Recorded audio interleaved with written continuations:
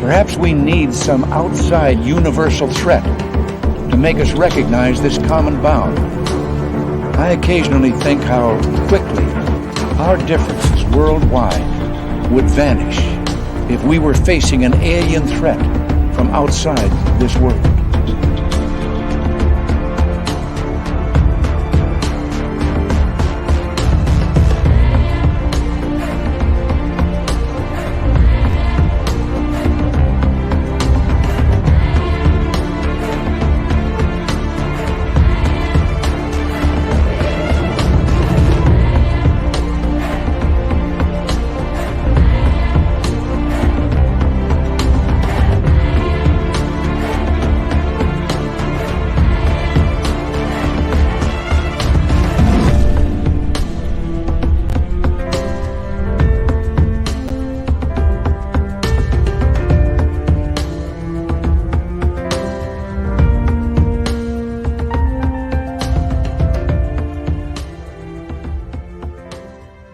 And welcome to another edition of Spaced Out Radio tonight, as we have a very, very busy night for all of you. Sam Shearon is here to talk about unifying art with high strangeness. Dirty Filth is here for another crazy cartoon, and we're glad to have each and every one of you here as well. We have Race Fan in the gold medal position, Kurt M with a silver, with Ann B with a nice bronze medal.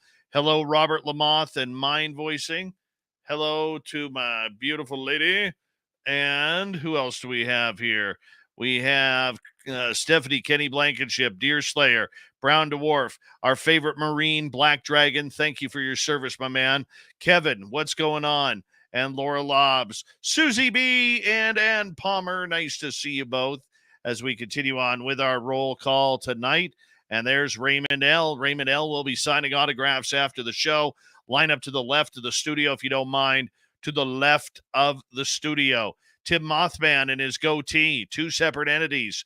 D. Cohen, nice to see you as we continue on with roll call. _ Maddie, I don't care what anybody says. He still looks like Dave Grohl to me in that photo. Here, look for yourself. Does that not look like Dave Grohl? That looks like Dave Grohl from the Foo Fighters. Totally does. Lars Janssen, he's starting at left wing tonight after signing a 3-year, $18 million contract. Put 42 goals up last season from Stockholm, Sweden. Nina Williams, Canlin, how are you? Canlin will be signing autographs after the show as well.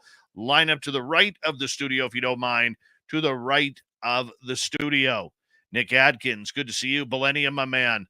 Luffy Pirate. Vanessa, how are you? Human Carl is here, a great veteran of the United States Air Force. Thank you for your service, Human Carl. We love you, man. Chillgasm, thank you for coming on in. Richard Elmore and Doug Shelby is here. The Doug Shelby has arrived, which means we can officially start this show. Keyshawn, how you doing, my man? As we continue on with our roll call, there's Ukrainian Anita. Good to see you back. And Skip to Malou, Lee the Bee, Desert Rat. Good to have you all here. Nancy Thames, thank you for coming on in. Mr. Cowley, welcome back to the show. Oh, Mr. Cowley loves his spaced out radio. That's all I got. Rafin, how are you, my man? And Pixie Lara, how's the purple hair? Give me an update.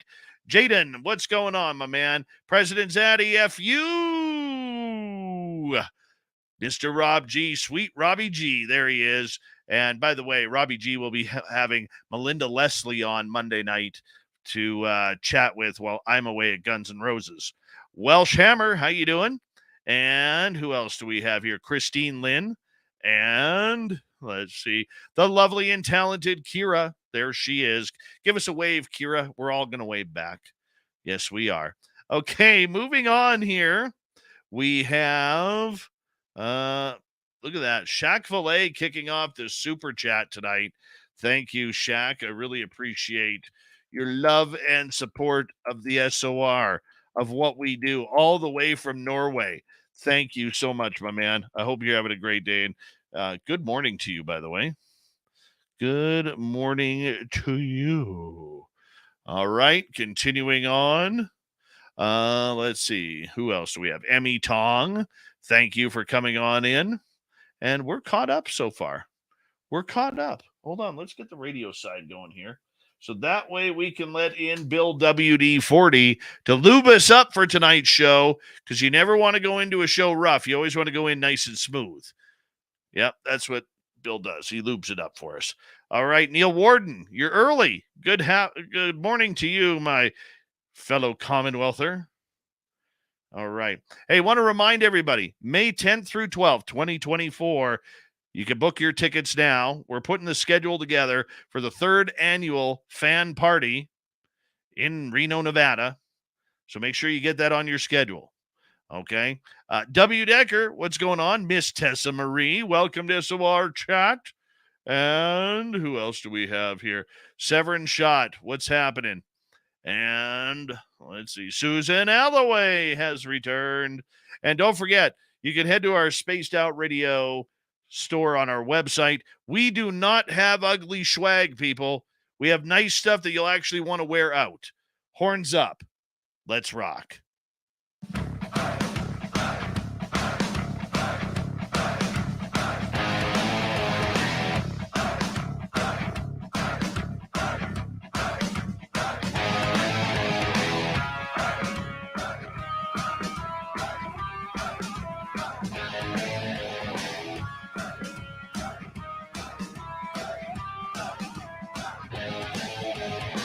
From the mountains of central British Columbia to you listening around the world, this, my friends, is Spaced Out Radio.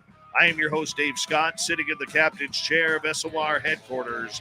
We welcome you to tonight's show on our terrestrial affiliates around North America, digitally on Odyssey Radio, TalkStream Live, and KPNL. All of our archives are free. Join us at youtube.com/Spaced Out Radio. Do me the favor, hit that subscribe button. You can follow us on Twitter at Spaced Out Radio, Instagram at Spaced Out Radio Show, and you can follow us on Patreon in the SOR Space Travelers Club. Our website, spacedoutradio.com. We have a plethora of features for you. Rock out to Bumblefoot, read the news wire, check out our swag as well. Tonight's show is brought to you by Chive Charities. Help make the world 10% happier by visiting Chive Charities today. You can find them on our website. We got a major show for you tonight as we are joined by Mr. Sam Shearon, talking the darker side of art and the supernatural, combining two loves of his. Then in hour 3, we have a great story from Among the Missing and Steve Stockton. Robin Haynes comes in with the Crypted Report. It's Dave 101 night, and we've got the weird news of the week as well. Mr. Sam Shearon is a Liverpool-born British dark artist, specializing in the unexplained, horror, and science fiction. His work often includes elements inspired by ancient cultures, folklore, legend, and the occult. Sam has created artwork for a variety of clients in both the music scene and in the world of comic books and graphic novels, creating album covers, merchandise, and comic book covers for a variety of clients. You may recognize some of them. In our zone, Shannon LeGro, David Weatherly, Lon Strickler. In the music zone, how about this list? James Charles Miller, Rob Zombie, Slayer, Ministry, Rammstein, Filter, Iron Maiden, Kiss. Oh, yeah, it goes on and on. Oh, my God. My kid is still freaking out after meeting it or seeing Eddie for the first time during Iron Maiden last week. Well, we got to bring him on. And I got to tell you, from a personal level, I have been following Sam's work for about 5-6 years. And, you know, the guy is incredible. Nobody should be this talented. It should be illegal. He should be in jail right now for being this talented. And I'm excited that he's coming on Spaced Out Radio for the first time ever. Sam Shearon, welcome to Spaced Out Radio. How you doing, my friend? Hey, Dave Scott. How you doing? Thanks for the invite. I love the show. Been listening for a little while now. And yeah, here I am. I'm on it. It's weird. I'm so glad you're here, my friend, because very few people in life get to do exactly what they want to do in life. You have a passion for art. You have a passion for history, museums, nature, and of course, music and legends and folklore. And you have been able to create a niche for yourself that very few have been able to do that. So I'll ask you point blank, what's it like living a life that you've always wanted to live? It's exhausting. It's funny. It's a double-edged sword because on the one hand, it is living the dream. And thank you for the warm words. I really appreciate it when someone recognizes the amount of time and effort that goes into things.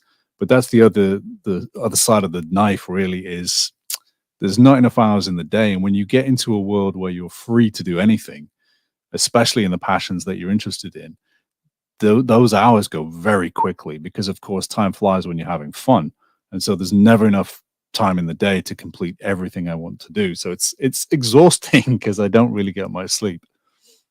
I guess the other thing too is when you're doing something like you're doing, whether it's album covers, book colors, you're also living by major deadlines. And sometimes some of those deadlines coincide with each other. Oh yeah, yeah, yeah. I mean, if it's an album, the record label will let me know when their release date is, and more often than not, that cannot be moved. With an author, there's usually a sort of a window area where they said that, they will say they'd like it to come out in spring, perhaps, but that's very easy to work with. Particularly, great authors like David Weatherly and Ken Gerhard. Working with those people, they're giants in their own right, and it's nice to sort of be on the same playing field where we can be very comfortable in arranging when things are going to be done. But as you say, with an album cover or a tour for a band that's coming up and they need a tour poster or merchandise for that tour, it's very tight. So quite often I'll have to push things to the side, or I'll simply have to walk away and say, I love the band, but I don't have time. Wow. I mean, how do you get to know you're not really meeting the music stars, you're meeting more their team that's actually, trying to put together concert shirts and labels and album covers and everything like that. But I mean, how does that happen? How did they approach you? How did that start? Well, you'd be surprised. It is actually a little of both. I will have phone calls with the band members. It's usually the singer that will be the brainchild of how they want things to look.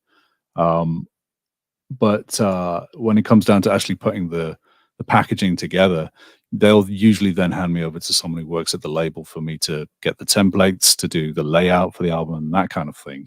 But from the get-go, usually it begins with either me reaching out to them because I like the band, and it's usually a sort of it'll be a month will go by and I'll think, I'd like to do some album work. So I'll find a band I like and I'll reach out to them. Or in the position where I am now, I've worked with so many bands that in that world, they all tend to know each other as well. So my name has floated around for quite a while now in that sort of region of creativity. And so I'm one of the names in the bag, so to speak, that people will pull out and say, oh, you should get Sam to do this. So quite often I'll just get a phone call out of the blue and they'll say, hey, we need an album sleeve. Are you interested? And it is a case of, now I live in Los Angeles. For the first part of my career, I was still living in the UK, but I've been out here for, on and off around 15, 16 years now. And so living in Hollywood, it's so much easier to sit down at the table and have a coffee with someone and save time, basically, because in England, as much as what I do, I can work from anywhere in the world. It's fine. We have this wonderful internet age. It's so much easier to sit down with someone in person and say, hey, what do you think of these sketches? And then they can doodle on the page as well and say, well, I was thinking this. And then it saves me such a headache, and there's no back and forth of emails for 60 emails, because that's tiring. What's it like when you're sitting across a table from somebody you've admired since, say, teenagehood, and they're asking your opinion on art? I mean, that has to be pretty incredible. All of a sudden, whether it's, somebody as legendary as Kiss or Iron Maiden, and all of a sudden here you are kind of saying, well, this is kind of what I'm feeling, and what combining ideas for something beautiful. Yeah, that's a great question, because it's always been the case with all teenagers. You're a fan of a band, you go to the show, you'll hang around outside after the show to meet the band. And I've done it. I still do. I'm in my 40s now, and I still do that. And in England, it was lucky if the band from America was touring and would be playing a show in your town. And if they did, and usually that town would be an hour or two's drive away, you'd go to the show. Sometimes if it was a band that I really liked, if it was Typo Negative from New York, if they were in town, which usually was around once every 3 years, then I would get there before they arrived and help them load in. I'd see the sound check and get to know them that way. And then, see the show, hang out afterwards, and it was all great. And I've got photographs from my teenage years every time they were touring. You could see us all getting older in the photographs. It's quite funny. But then I get to the position where I'm now, where, I used to have a poster on my bedroom wall when I was at university of Rob Zombie. And then these days, my artwork's now in his album sleeve. And meeting the chap, I met him a couple of times. He's a really nice guy. And they all have these personas and these sort of this presence of evil and this monstrous imagery. But deep down, they're all really just, obviously, they're just people. And they all have interests, just as we are interested in monsters and the unexplained. So are they. They just take it to the next level. And to be working in that world, whether it's Filter with Richard Patrick, who used to be in Nine Inch Nails, again, a huge fan of that world. And now to sort of sit in his studio and just, have a coffee, it's crazy. Or Al Jorgensen from Ministry, another crazy individual, crazily creative, absolute genius when it comes to constructing music. His vision alone is bar none, one of the pioneers of industrial music, if not the pioneer. I went out and saw him in El Paso maybe 10 years ago and stayed at his place, at his studio. And this is an industry giant. And I was invited to just stay and work on some artwork for the band and for him. And he'd drive, in his Charger to the store. And there I am sitting in the car with him thinking to myself, how did I get here? This is so weird for a little kid from England to be a fan of these bands, to then suddenly just be, oh, we've run out of milk. It's really, really strange. And it's an eye opener when you do get older, to sort of the fanboy aspect of it never goes away. When you love a band and you love music, or film, and authors and things like that, I'm always going to be starstruck. I'm always going to be a big admirer of those fellow creatives. But now I'm in a position where I can see and talk to them on a more human level, because I've seen the sort of the other side of Hollywood, the glamour of it. It's sort of, it is a facade and it is an act, and it is not fake. It's just perceived differently. It's not false. It's just seen through a different sort of lens, if you will, from England. But yeah, it's living the dream. It really is fantastic to get a phone call from someone, and just. So, pardon my interest Real. in this, because we got to talk some woo here. But Yeah. What's it like when all of a sudden, somebody calls you up, and how does that work? Do they say, hey, we're looking for something a little decadent for our album cover or the sleeve inside the album? What do you think about robots and AI and hot women? And, how does it? It's different every time. It is. I hate AI, by the way. I just have to throw that in there. It's the curse. It's awful. I've never used AI, and I don't intend to. I think it's it's a little gimmick that people use if they can't actually be bothered to learn themselves. But there you go. I'm sure it's brilliant for the medical industry and research, but not for art, not for music, not for writing. I don't like AI, that's for sure. But it is different from client to client when they say, this is the theme of the album. Here's the name of the album. They'll send me. They'll trust me and they'll send me the album to listen to. So quite often I'll be listening to it while I'm sketching out the initial ideas or getting a feel for what it's about. And then I'll email them back and I'll say, what do you think of this idea, before I even put a pen to paper? And more often than not, they'll just trust me and they'll say, okay, whatever you want to do, just do it, which I prefer, because there's nothing worse than someone holding your hand, like paint by numbers or something, or Yes. if someone treats you like an interior decorator, I don't want to work with them. That's the worst. And it's not about being pretentious or blowing your own trumpet or being big-headed or anything. I said to my manager earlier, it's a case of, if you like what I do, hire me to do it.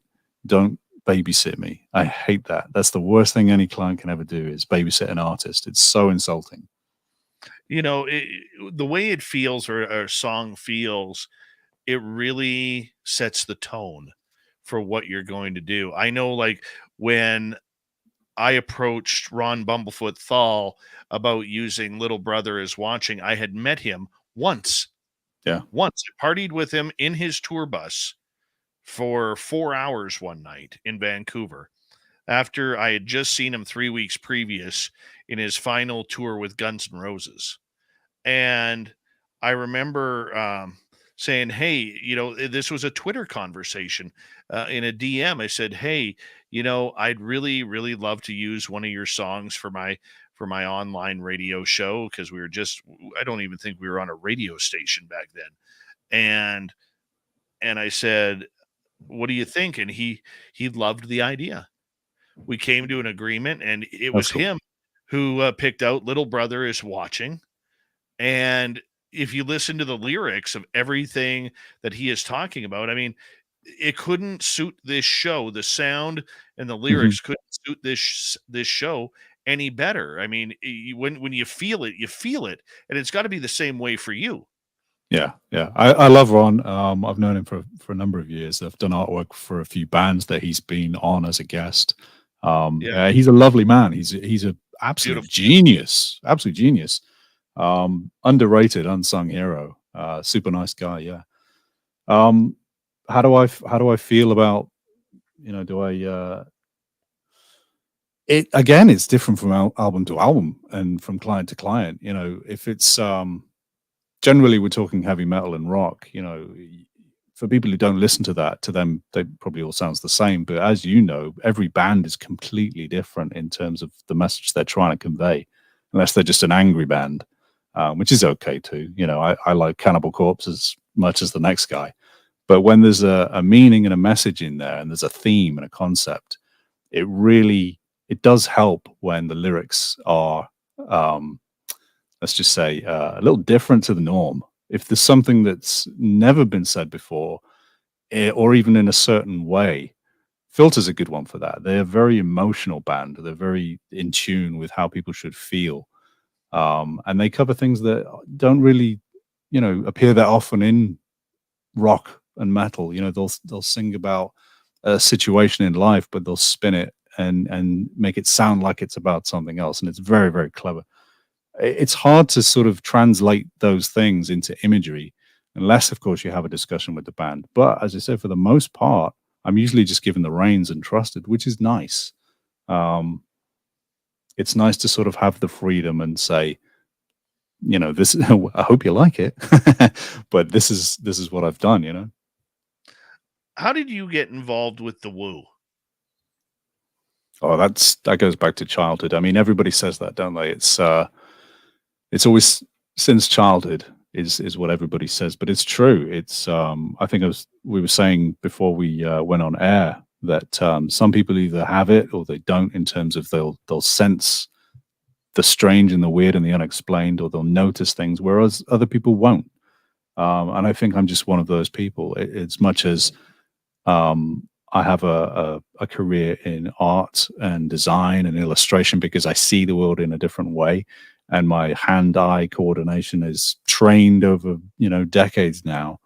I think it's the same for people who have that sixth sense or seventh, eighth, or ninth sense of whatever it is.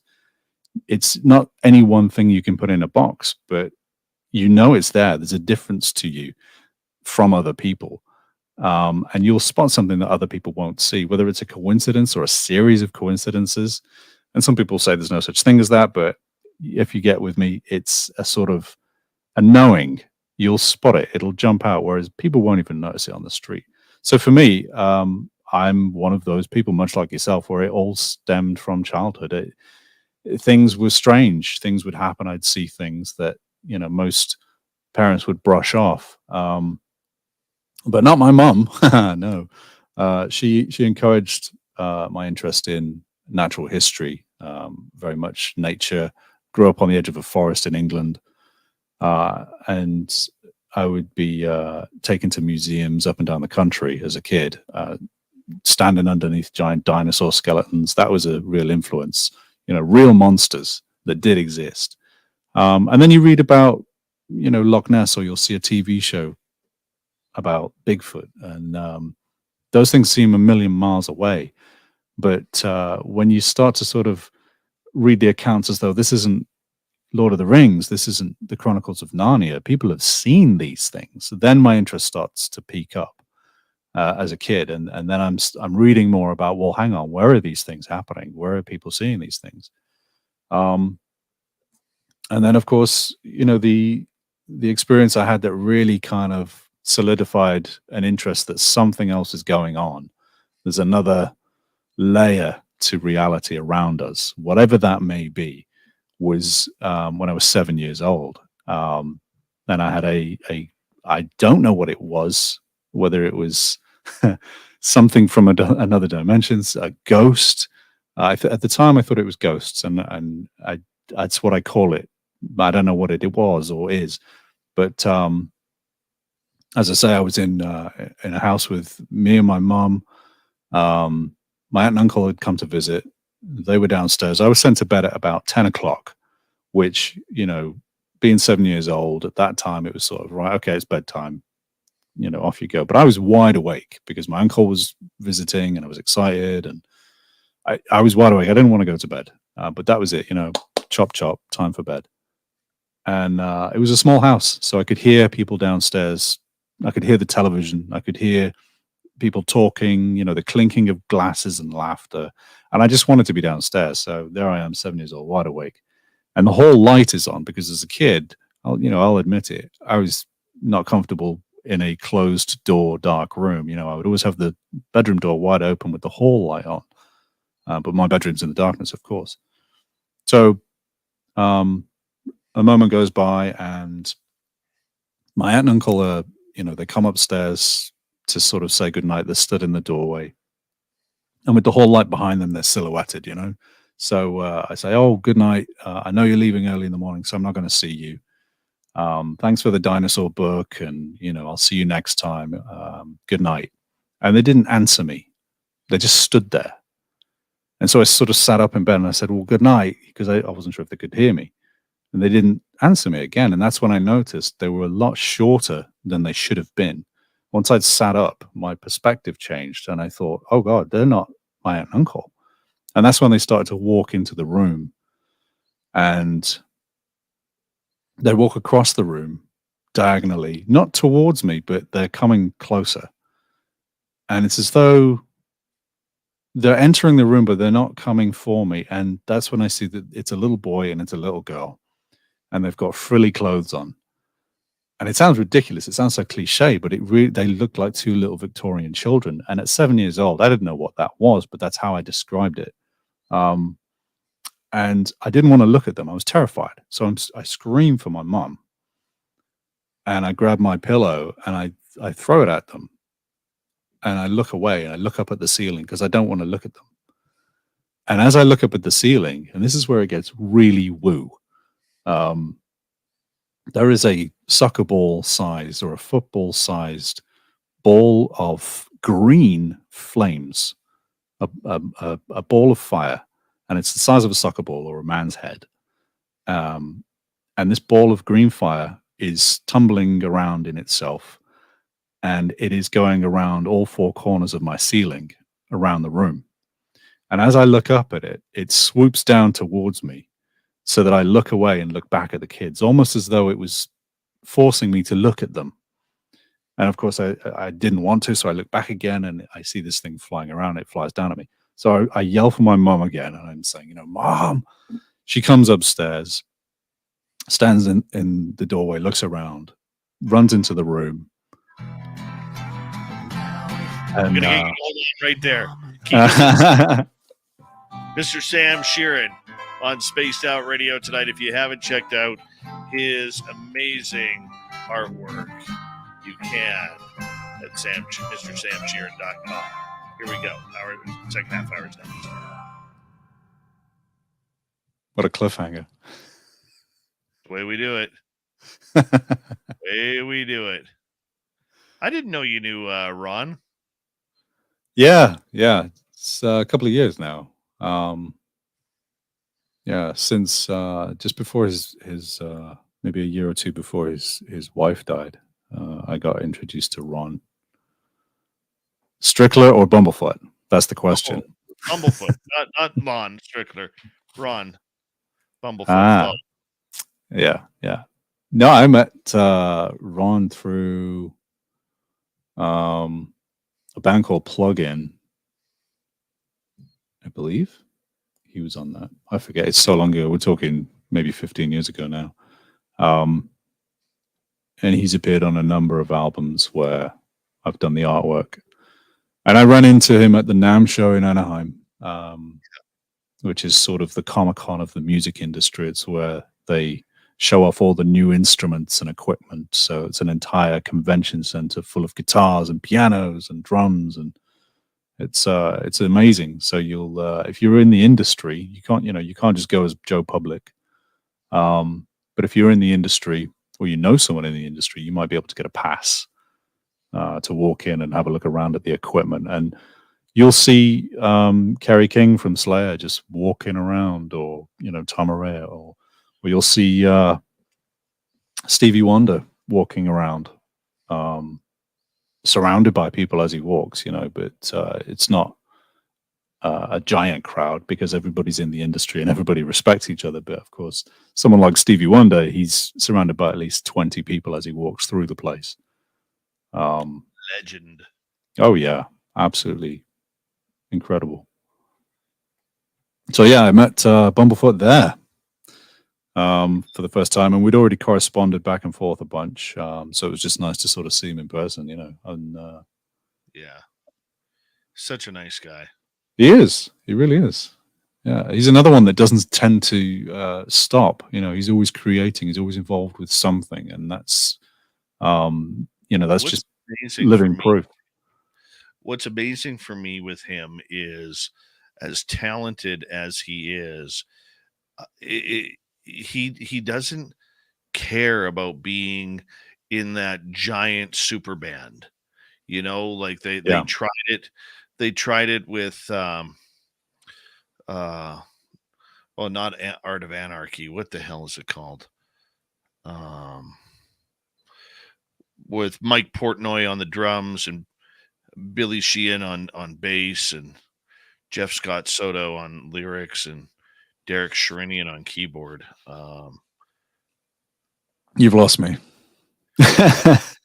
I'll probably know when you throw it at me, but yeah, I'm not a follower of supergroups really. I sort of miss those generally. I'm not. I don't buy magazines anymore. I used to buy. Sons of Apollo. They were called. There you go. Yeah. Vaguely recognize the name. I can't say I know them. Yeah.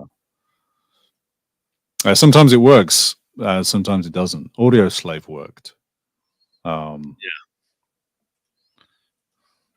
But yeah, Mike Patton's another genius. Met him a few times. He's a lovely guy, and he has about 20 million different bands and projects and side projects, and his vocal range is incomparable. Every style from death metal to opera. He's brilliant. Every band that he touches, it's just something else. Whether it's his Faith No More, people will know him from mostly, and Mr. Bungle, of course, and Phantomas and Tomahawk, and he did just so many different solo things as well. Peeping Tom, Mondo Kane. Ron Bumblefoot actually came on here a few years ago, one Halloween night. Oh, nice. And he actually told his story about when Sons of Apollo was playing in Plovdiv in the Czech Republic, how there was a ghost on stage. Oh.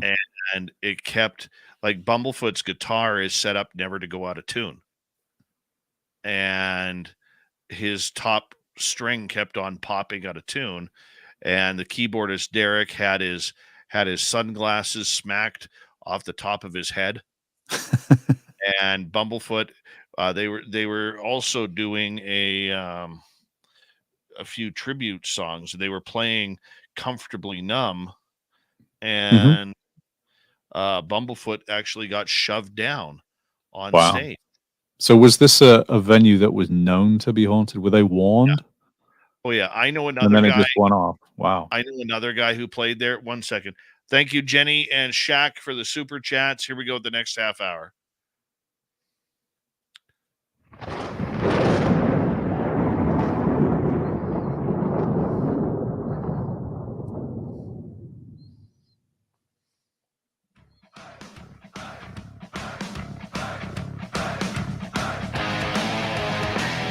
Second half hour of Spaced Out Radio is now underway. My name is Dave Scott. Very much appreciate you tuning us on in as we're having a great night tonight. Reminder to all of you that if you've missed portions of this show or others, check out our free archives by going to youtube.com/Spaced Out Radio. Do me the favor, hit that subscribe button. Our website, spacedoutradio.com. We have a plethora of features for you. Rock out to Bumblefoot, read the news wire, check out our swag as well. Follow us on Twitter at Spaced Out Radio, Instagram at Spaced Out Radio Show, and you can join the Space Travelers Club on Patreon. Artist, experiencer Sam Shearon is our guest tonight on Spaced Out Radio. You may not recognize the name, but you'll definitely recognize his artwork, especially on great books from everybody from David Weatherly to Lon Strickler, and album covers and everything from Kiss to Iron Maiden. Yeah, Sam is got his own experiences as well. And right before the break, you were talking about an experience back home when you were a kid. We got to get this story in, Sam. So here we are, as we left off. What a cliffhanger. So I scream for my mom, and she comes upstairs, and she's in the doorway. She looks around, and then she dives in the room, grabs me out of bed. We go out the room. She slams the door, and we go downstairs, and we slept downstairs that night.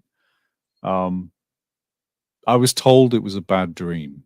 I was told that I had too much excitement that day, and that I had dreamt it, and it was nothing, and that to not talk about it.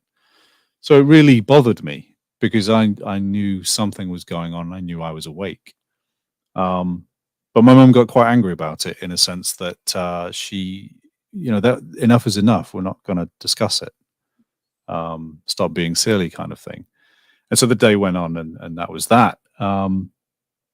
And then two years later, a year or two later, we were at a sort of family gathering, and something had come up about ghosts or something someone had mentioned. And so I took the opportunity to ask my mom, and I said, "Hey, do you remember that night? What happened?" And she said, "Okay, I'm going to say this, but you never to ask me again." She said, I went upstairs, and I don't know what was happening in your room. I couldn't understand it, but all I knew was that I had to get you out of there. And we're not going to talk about this again. And that was that. And to this day, she won't talk about it. She has said, the only other additional thing she has said is the description that I gave the two children were sort of knickerbockers, frilly clothes. And she said, there's no way I could have come up with that and known what they were. Which I don't know. I don't know about that. I may have seen it on television, but I don't know if that was some mirage projection from an alien to, here's some children to keep me calm. It didn't work. Or if they were genuinely ghosts, if it was a time slip. I have no idea, but it happened. My goodness. Now, was that a first of many experiences that happened, or was it something that just came out of nowhere? It was, it was one of many, but, and we talked about this before the show, when you have a strange experience, even if it's one, your friends and family, unless they saw it too, will often sort of make fun of you, or they'll just think that you're silly, or they're genuinely not interested, and then that's okay. That's perfectly okay. People shouldn't get hurt by those sort of rejections in a sense, because like we said earlier, I'm personally not a fan of sports. I'm not a sports person. I've no interest in it. So when someone tells me about the latest game of their favorite team, I switch off. And I think it's the same with people and the unexplained. If they're just not interested and you tell them about something strange, in a sense, they can't hear you because they're not interested. So they'll tune out, and then they won't pay attention, just like me in sport. I don't know what you're talking about, So I think a lot of people are kind of ignored or scoffed at, or, doesn't matter, I'm not interested, don't talk about that kind of stuff. It never happened, that's ridiculous.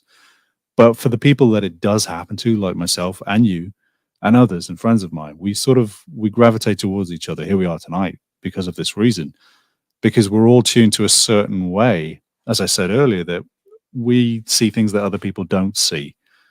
And unfortunately, when you say that you've seen more than one strange thing, you do sound a little crazy.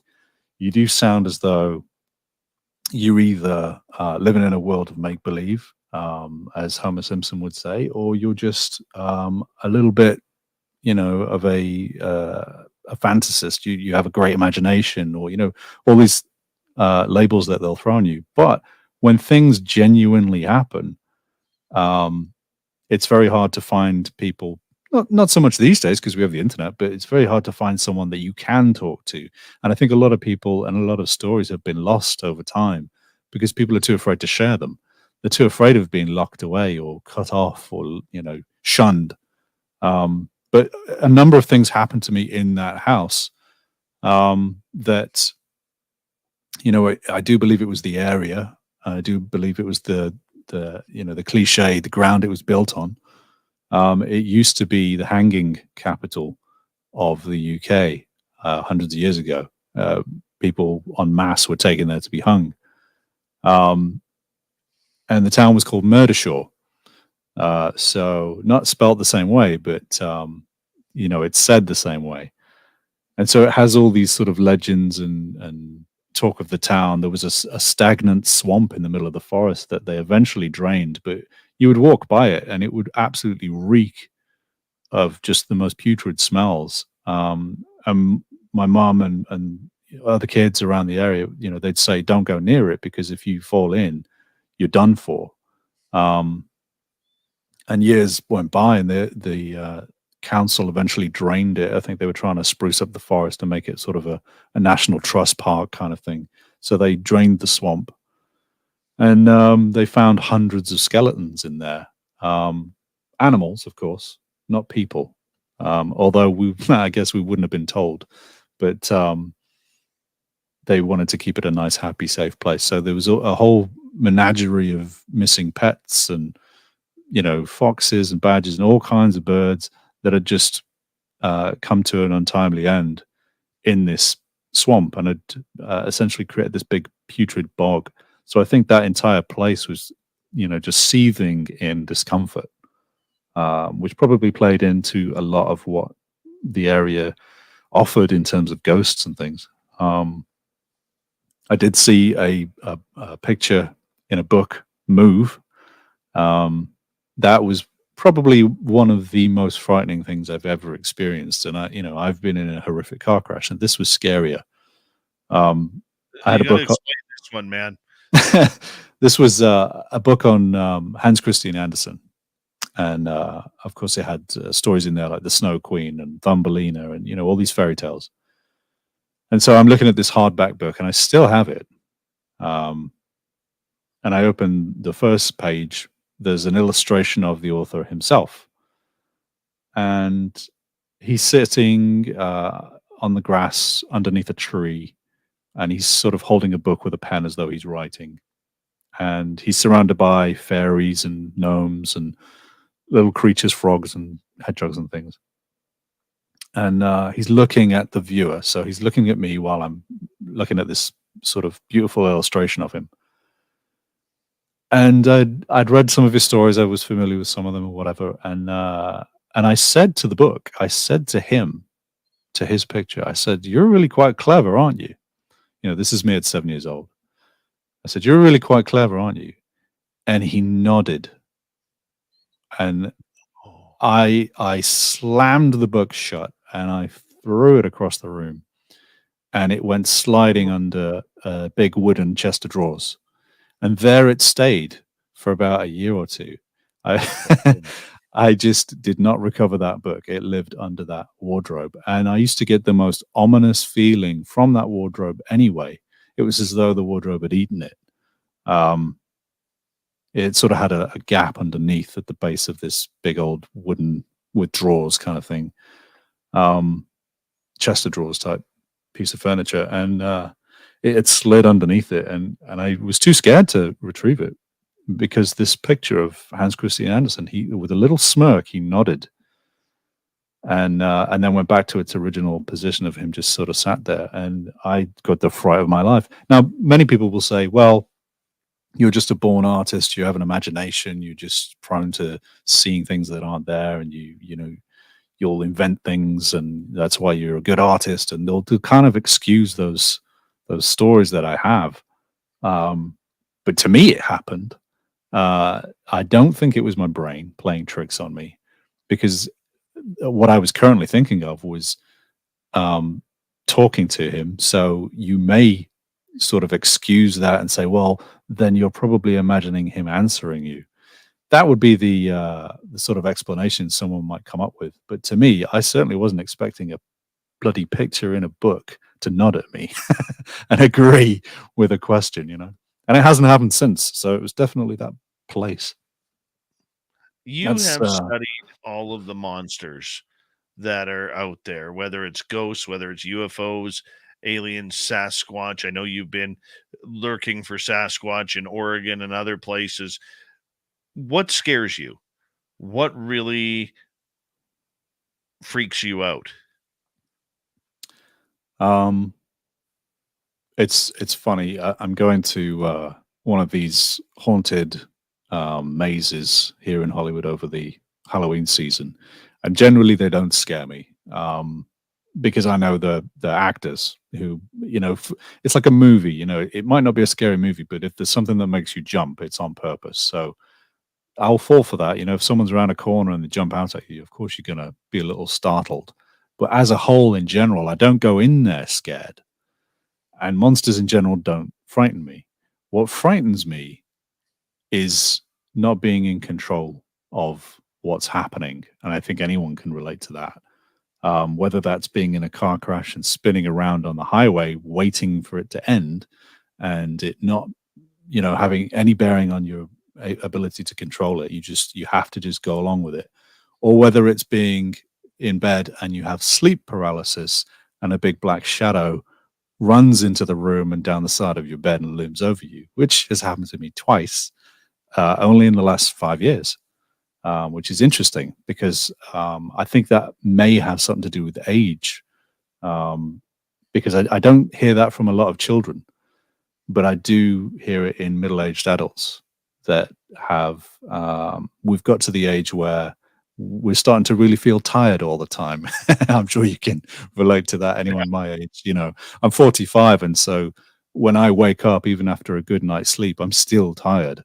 And I think that's an age thing. And I think with your heart and your breathing coming to that middle age, I think things happen when you're asleep. This is my way of explaining things, but I think things happen when you're asleep that cause these sensations, hallucinations, or whatever. And they all, across the board, strangely, here's the weird part, do tend to have the same description. So some would argue in favor of the woo that no, it isn't a medical condition. Something's happening and these creatures are real. That is the one thing that frightens me, is not being able to move when something's coming at you. It's the you can run away from someone in a costume wielding a chainsaw, as scary as that is, in a theme park. You can run away from someone in a zombie costume or whatever. But when you're at home, in your own home, which is supposed to be a safe space, there's nowhere to go to. You can't go home. You're in your own safe space. And so when something comes in, seemingly through the wall, or they just materialize from the shadows out of the darkness. It all stems from that the monsters in the closet or under the bed or under the stairs or maybe tapping at the window from outside. It's that threat of outside that is ingrained in all of us. But when it actually happens and it's there and it's stood in the corner of the room or at the side of your bed, that's happened to me a lot. That happened in my 20s. There were shadow people in my parents' own. I'm rambling here, but my parents own a building in England, a big old Victorian stone building, several floors. And in my teens and 20s, of course, I had girlfriends who would come and stay. And one girlfriend straight up just got up and left in the middle of the night because there was someone stood at the end of the bed. And she said, "That's it, gotta go." And it happened more than once to me. I'd wake up and of course, when you're in the dark and the light's completely off, you can't see, but when your eyes get adjusted, you'll see the chair in the corner. You'll see, the cabinet with your record player on it or the wardrobe. And so you know where those objects are. So when something stood in the middle of the room or it's crouched next to the bed and it's looking right at you, but it's just a black shape. There's no face. There's nothing there. It's just a black shape. It shouldn't be there. And I remember striking my arm out into the darkness towards this thing next to the bed, and it seemingly sort of stood up and backed away as though to avoid my arm and disappeared into the darkness. And the thing stood at the end of the bed happened a number of times. And as I say, one unfortunate girlfriend had enough of it and decided to leave. Oh, that's too bad. That's too bad. Talk about these shadow people. What do they look like? Well, that's the thing. They are simply an outline. They're simply a shadow. It's if you imagine someone covered entirely in fuzzy felt, just entirely black, or smoke, and they seem to. It's one of those things where you'll see it out of the corner of your eye, and a skeptic would say, of course, that's also a medically explainable situation where if you have a little bit of dust or there's something in your eye, you might think it's something stood next to you, and if you look, it's gone because your train of vision will change. You'll blink and you'll maybe wash what's out of your eye. But when you look and it's still there, that kind of that blows that theory out of the water. Friends of mine have seen what we would call mimics in that house, that same house, where one friend had seen me at the end of the corridor, just stepping into the kitchen. And so they walked down to the kitchen to sort of, talk to me, say, "Hey," and I wasn't there. And they walked all the way back to the lounge where I was sat watching television. And they said, "How did you get here?" Because there was only one way through. It was a one-room corridor, one door. And I said, "I haven't been anywhere. I've been sitting watching TV. I've been waiting for you to come back." And they said that they had gone to the bathroom, which they had, and that they had seen me go into the kitchen. And of course, they were white as a sheet. And I think I even remember saying, "You look like you've seen a ghost." But we call those mimics. And it happened with audio as well. I'd hear my name called from another part of the house. And I'd turn the television off, or I'd turn the music off that I was listening to while I was drawing or something. Because sometimes you'll hear your own name in an album. You'll be listening to Pink Floyd or Black Sabbath, and you'll hear your own name. And of course, it's just your mind playing tricks on you. But then you turn it off and you hear it again. That's not the record. That's something calling your name. And of course, I've gone to another room and there's no one there. It happened to my girlfriend that lived with me at the time. I was at work. I used to work at a design company, and she had finished work for the day where she worked, and she had come home. And she was on the phone to her sister in my little art room. I have a little art studio space to create in a spare room. And there was a telephone in there. So she was on the phone to her sister, and she heard me knock on the wood door, big old wood door, before I came in the room, because, I would hear her on the telephone. And so she said, "Oh, come in." And of course I didn't. And then there was a knock again. And she said, "Come in," shouted a bit louder. And I didn't. And so she said to her sister, hang on a minute, I think Sam's playing a trick on me. Because I would actually play tricks occasionally. I would go and hide somewhere, and it would be a little game I'd play because it was a massive house. So she thought I was just doing that. And she looked all over the house, couldn't find me, and called me. And said, where are you? I'm on the phone with my sister. You know, what are you doing? What are you playing at? And I said, I'm at work. And she said, you know, she thought I was joking. And she said, no, you're not. What are you doing? This is not funny. And I said, no. I'll be home in an hour. I've got to, you know, carry on with this. I'll talk to you later. And so she said, well, can you come and meet me? I'll be at the cafe around the corner. And I said, okay, I'll be there. And I went, you know, to the cafe. She just got up, got her coat, and left the house. She just couldn't be in there because there was something mimicking. There was something pretending to do what I did, or repeating things. And it was a strange place. So it wasn't just me experiencing things. And there's another example of, you know, it does tend to happen to the same person a lot of different things. But it will also happen in the same space to a lot of different people. And the exciting thing is when it happens to people that aren't usually in tune to that. Do you think that maybe you have a spiritual doppelganger that's maybe following you and causing this? Well, they do say if you meet your doppelganger, you're supposed to die. So I hope I don't meet him. But I did work in a pub in England for a year or so, and I was the manager behind the bar. And some chap came to the bar, and he was calling me Craig. And I said, no, it's Sam. And he was having none of it. He swore he had met me, he knew me, and that my name was Craig. So perhaps that was him. Who knows? I have no idea. We got about 2.5 minutes before we have to go to break here at the top of the hour. Mr. Sam Shearon is our guest tonight. And, you know, talking about shadow people, first time I saw one, I was driving home from work one night from the radio station, and it was an Art Bell show where he was talking about shadow people. And it was about 2005, and I was living in a basement suite at that point because my ex-wife and I had separated, and I was living close to my daughter, and I figured I'll get this basement suite.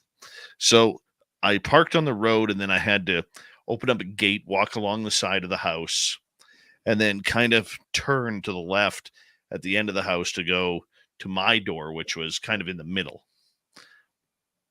And at that time of the year, you had to be careful. Black bears, mountain lions, raccoons, you know, anything that could set off my sensor light.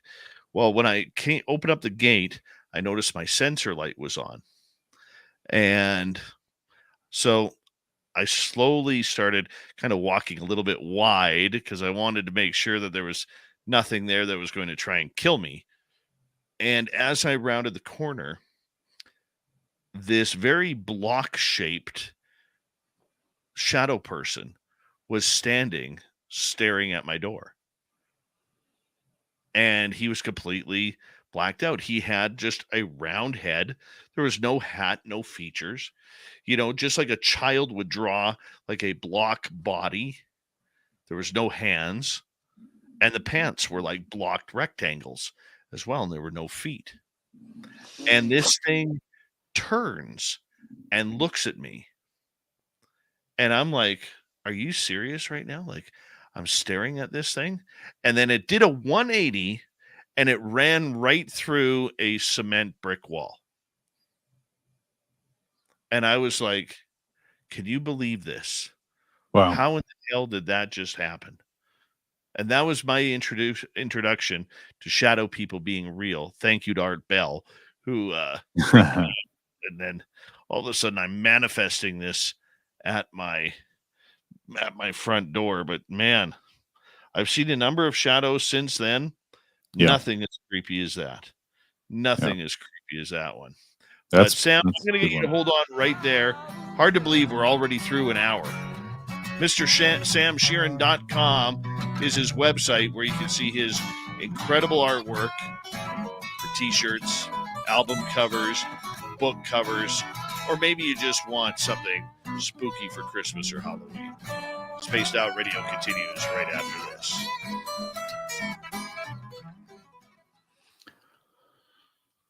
Shadows.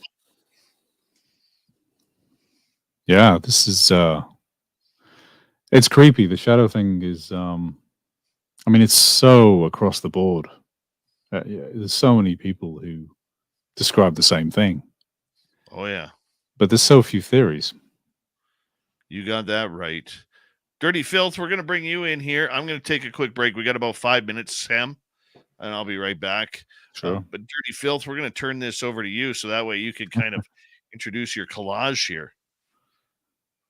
Wow. How you doing? He often forgets to turn his microphone on. That's a fact. There he is. I often do that.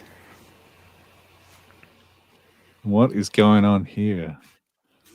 I'm currently working on a little comic.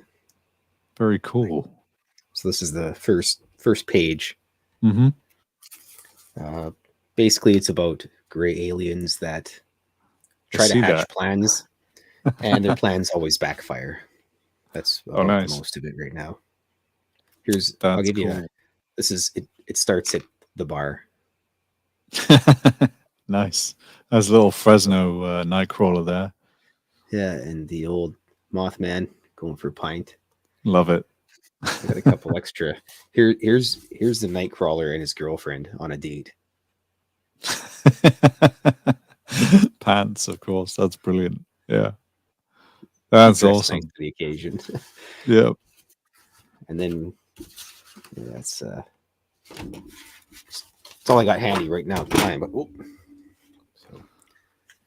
very cool. You said you did some stuff for Ministry, eh? Yeah. The nice. The good old legendary Ministry. Number of albums. I did the full album package for Americant with 3Ks that came out in 2018. It's the one with the Statue of Liberty on the cover, face palming herself. And I worked on From Beer to Eternity. Alan Amato did the artwork and the photography and the package design for that. And then I did the back cover. He had done the photography, and I'd sort of pieced it all together and enhanced that. And then there was a live album, Last Tango in Paris. There we go. And I did the artwork for that as well. So yeah, that and a bunch of T-shirts and logos. But I love Ministry. Who doesn't love Ministry? Super. Yeah, they're coming to. I live in Canada, and they're coming to Edmonton, so I'm gonna. Very cool. Next February, I think, and then Skinny Puppy's here. November nice. 4th. Brilliant. Yeah, there's another one. Legendary band. Oh yeah, Pride of Canada, man. Yeah. Because the original 3 guys were from Canada. I guess Bill Lieb is Canadian technically. But anyways, I'm rambling away. I apologize. That's all good. So you're a metalhead at heart. I like a lot of old industrial. Mm-hmm. I like metal. I used to go to a lot of metal shows in Edmonton here back in the day. Hung out with the Dead Jesus guys and Quietus and all these weirdos and everything. The Dead Jesus guys. Yeah, it was a pretty rowdy band back in the early 2000s.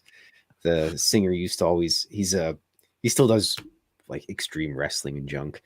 Oh wow! So on stage he'd get all barbed wired up and he'd be all bloody and everything. Oh my goodness! The very last show they did before they all went their separate ways at the Rendezvous pub. Let me guess. Legendary Rendezvous.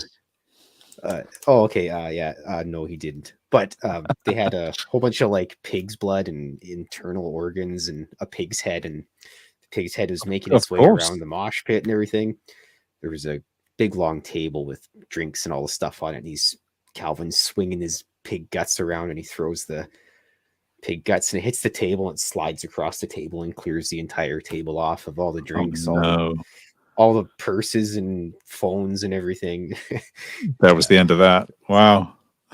Yeah, it was incredible. And yes, anyways, That's a shame. it was Not going to experience that, I guess, ever, unless they do a reunion.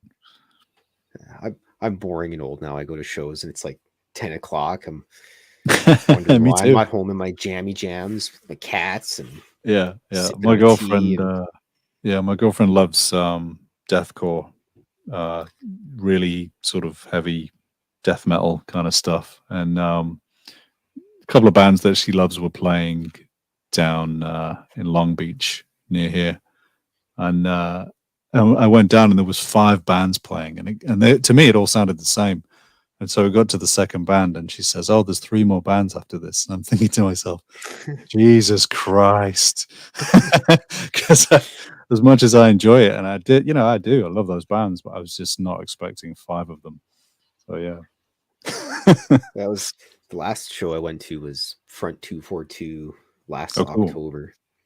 That's I never cool. thought I'd get to see them live, and they did their final North American tour. I got to see them, and I had to go stand right at the front stage just because I never thought I'd get to see them live. And I get home and my ears are ringing and I'm all pouty, and Mrs. Filth's like, "What's going on, sugar?" Like, my ears are sore.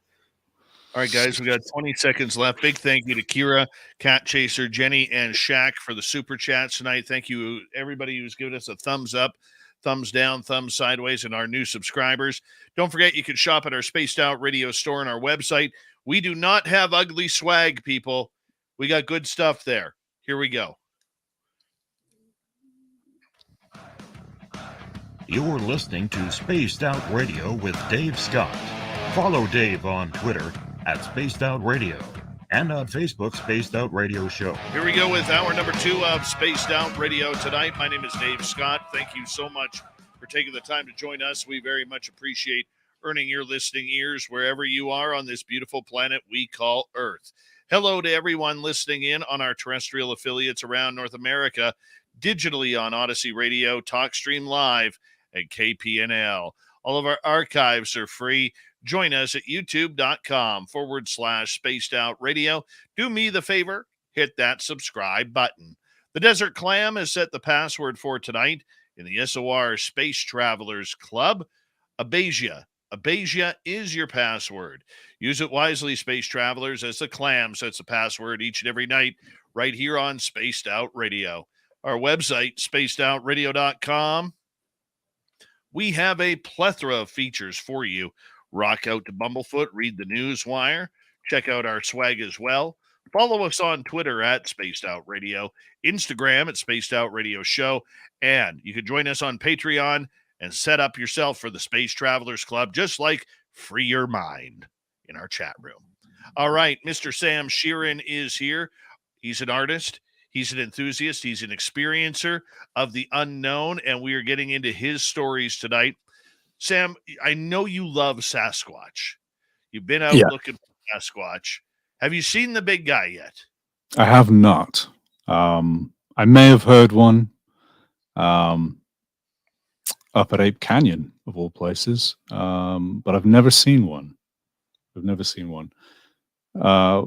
I think the last time I was at Willow Creek out in California was last January. And we had been driving back from Oregon and decided to go through the mountain range and down through Willow Creek. And I called the Bigfoot Hotel, before setting off, because me and my girlfriend said, hey, wouldn't that be a great idea to just stay in Willow Creek and then we can look around in the morning. And so we did. I called the Bigfoot Motel and reserved a room, and tiny little wooden sort of motel, nothing 5-star. Even the woman on the end of the phone said, "Don't expect anything special." And I said, no, it's great. I just want to stay there, And she said, "I don't even know if the road's open." Of course, it was still winter. This is January. She said there's been rock slides. They've closed off certain areas. There's no street lights. It's just a winding road through the side of a mountain in the redwoods in the forests for miles and miles and miles. So we drove, I think it was 7 or 8 hours in the dark. We thought we're just going to do it. And we did, in this little Pontiac, little white Pontiac vibe. And my girlfriend was driving. I don't know how she did it, but she's amazing. And we went through the winding road. You know, part of it was like Indiana Jones. You're on the edge of a cliff looking down into the darkness. And there's rock slides, and we're navigating our way around these boulders that had slid onto the road. Thankfully, we could still get through, because, of course, you then have to find a spot to turn around and go all the way back again. And we, as I say, spent hours and hours and hours in the dark, driving slowly because it was treacherous. And we saw all kinds of wildlife. And of course, in our heart of hearts, we were hoping we would see a Bigfoot at some point, you know, because we were the only ones out there in the middle of the night, in the middle of nowhere, total darkness. We thought, if it's going to happen to anyone, it's going to be us. We're going to get this. So I had a video camera all ready. Of course, we didn't see him. We did see what jumped in front of the car and hopped ahead of us a few, maybe 50 feet. And then it went straight up an embankment. And it looked like, this thing looked like a cross between a rabbit and a cat. And I've Googled, you know, to the nth degree of what this could be. And we both were kind of really perplexed at the time what we were looking at. Was that a fawn? Was that a young deer? Or was that a fox without a tail? What are we looking at? We couldn't work it out. And it was sort of white and orange and brown mottled colors, almost like a tortoiseshell. And it hopped like a rabbit, but it had a cat's head. And it, of course, the back legs of a cat will look like a rabbit. They're very, very similar back legs if you look at them, compare them. Anyone who knows, you know, rabbits and cats will agree that their feet are almost identical, the back legs anyway. And yet this was hopping like a rabbit, and cats don't do that. So it was really strange, whatever that was, and it went vertically straight up the side of the ravine. And of course, we would see little stoats and things running across the road, and surprisingly, a lot of wildlife, considering it was winter. Didn't see any deer.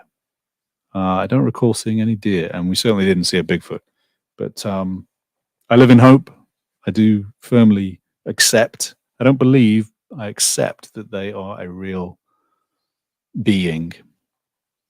It's only a matter of time, as I say. What's it like being in Ape Canyon, knowing that legendary story from the 1930s is still out there haunting the Sasquatch world? So for people who don't know Ape Canyon, this is an area around Mount St. Helens that was wiped out during the 1980 volcano eruption, but people still say that Ape Canyon is well and alive with Sasquatch. Yeah. I think, I mean, as the story goes, there was a bunch of miners that were or loggers. I think they were miners, weren't they? They had boulders thrown at them. Yeah, they had big rocks and boulders thrown at the cabin throughout the night, and then when they opened up the cabin, there was footprints surrounding the cabin. Some people will say that Sasquatch isn't violent. They'll say that it's a gentle giant, and it's even natives will have said that it's a protector of the forest, and other people will claim that they've read anecdotal reports of many tribes of First Nations peoples that will say that they are another type of tribe, they're another people. Others will say that they're incredibly violent and they're giant chimpanzees and they'll eat you. And in fact, some native tribes will have referred to them in their own dialect as cannibals or mountain giants or mountain devils, which is frightening. You know, those aren't friendly names. So to be in Ape Canyon, knowing that had happened and is recorded in the Oregonian as a piece of American history, as a fact, you know, this isn't just a legend. It's been recognized that this did happen, which is really interesting when you think about it. This isn't some sort of, Abraham Lincoln went surfing one day, you know. Maybe he did. We don't know. But we do know that this did happen. So that I find fascinating. And so on my many travels up through the Pacific Northwest and onwards. So I've been through Washington and Oregon. I found myself in Ape Canyon, and I remember actually going up in the car all the way up the side of the mountain towards the area. And at one point, we sort of pulled to the side as a big logging truck goes the other way, passing us. And I got the fright of my life because I look out to my left, and there is a face right up against the glass with these two big black glassy eyes, and it was a deer. He just stood there watching me, unfazed that we were there. He didn't care about cars. He just stood there looking at us, sort of, what are you doing here? But I jumped out of my seat and squealed like a little girl. And my girlfriend at the time, who was driving, what's the matter with you? And I said, look, and there's a deer, and it's just stood there. So that was, that already had my nerves on edge. Saying that, the first time I ever went into the redwoods, I was terrified because the first thing I did see was a big metal sign with a grizzly bear on it. I didn't want to get out of the car. I was pretty scared. Of course, I'd seen the movie Grizzly Man by Werner Herzog, which is that unfortunate tale of people being eaten by grizzlies. But needless to say, I got over the fear, and I've hiked all over. And Ape Canyon was one of those places where you do sort of, the hackles go up on the back of your neck, and you wondering what's out there other than grizzly bears. Am I going to have my head taken off by a giant boulder at some point? What's going on? Because reports go to this day, people still see them, road crossings, Sasquatch, and big ones too. That's the interesting thing about Bigfoot. Cliff Barrickman will point this out, that from region to region across the United States, they all seem to have a different appearance. They seem to be larger the further north you get, and they seem to be more violent towards the south, which is really interesting. Maybe the cold weather calms them down a bit. Doesn't explain a lot of Europeans, but I think it has to do with the idea that, when you travel north, like way north from where I am, there's still a couple thousand miles above where I am. right. And I think because the territory is so rugged that they have to grow in order to survive. Like, give you an example, the moose in my area, they grow to about between 1,200 and 1,500 pounds. You go up towards the Yukon and Alaska, those moose get up to like 2,000 pounds, like over a ton. Then you think of muskox, they're massive animals that live. Yeah. I mean, they're pretty much almost like a relative of the woolly mammoth. Yet they're out there. Polar bears are double the size, triple the size of a black bear. Kodiak bears, much the same. And you take a wolf, like a wolf in my area will be a little bit bigger than a German Shepherd. You go up north, and you put that wolf on its hind legs, and it'll stand 9-10 feet tall. Monsters. But I think down below, like if you go like around the Louisiana, Texas, Oklahoma type of area where these violent Sasquatch are that are smaller, I mean, if you think about what you have to compete with, which is angry caiman, angry crocodiles, alligators, all sorts of venomous snakes and wild boars and everything, like everything is under attack there. So you always have to be on your best behavior or have a watch out, so I could see where they would be a lot more angry down there. Whereas up here, the less populous, the more chances of being docile because they're not being bugged or tortured. Yeah, that's a great point you bring up. There's no competition, or there's less competition. There's no real threats. And good luck if you do, when they're that big. I think, as you say, with the colder climate as well, you have to eat more. So generally over time, you're going to develop a larger self of being because you've eaten more for the winter. And especially in a region that's just cold generally all year round, you need to keep that fuel. And if you're overeating, or if you're in a really high protein area, then you're going to be big. You're going to be really big. That's a good point, though. Yeah, no competition, no threats. You're going to be more docile and slower moving, perhaps. And so, of course, slow means big because you don't have to be slim or agile. Yeah, very interesting. Yeah. I mean, I have seen the biggest print I have seen in my area is 18 inches. That's big. And when we had our encounter a year ago with the 10-footer, 2 days later, we went back to that area. We found 2 16-inch prints, Hmm. and I just think that there is something out there a lot larger. And, in our area, what we do is we don't go looking for it. We try and call it in. Hmm. And so we'll do everything. Like, for instance, we park in the same area. We have our campfire in the same spot every time. We try and do everything the same, because from what I've learned with the Sasquatch, you have to try and they're very curious, and they're very sensitive to change. They don't like change. So when you do everything the same, it almost builds like a trust with them. And that's what we do. Yeah. We don't chase them down in the forest. We kind of know where they are. Okay. And sometimes we can hear them getting closer. Okay. Mhm. It is a little intimidating. I will say that. The night that we saw the guy, his friend was wooing in the background, much like Ric Flair. That was kind of Yeah. interesting. But I mean, I don't think you have to chase this creature like what we're seeing on television, and chasing it down little deer trails and everything. Hmm. Why do that when you can have it come to you, because its own curiosity is going to push it towards your direction. Yeah. Yeah. I think for the most part, and I really do feel that, in my opinion anyway, that they're a type of people.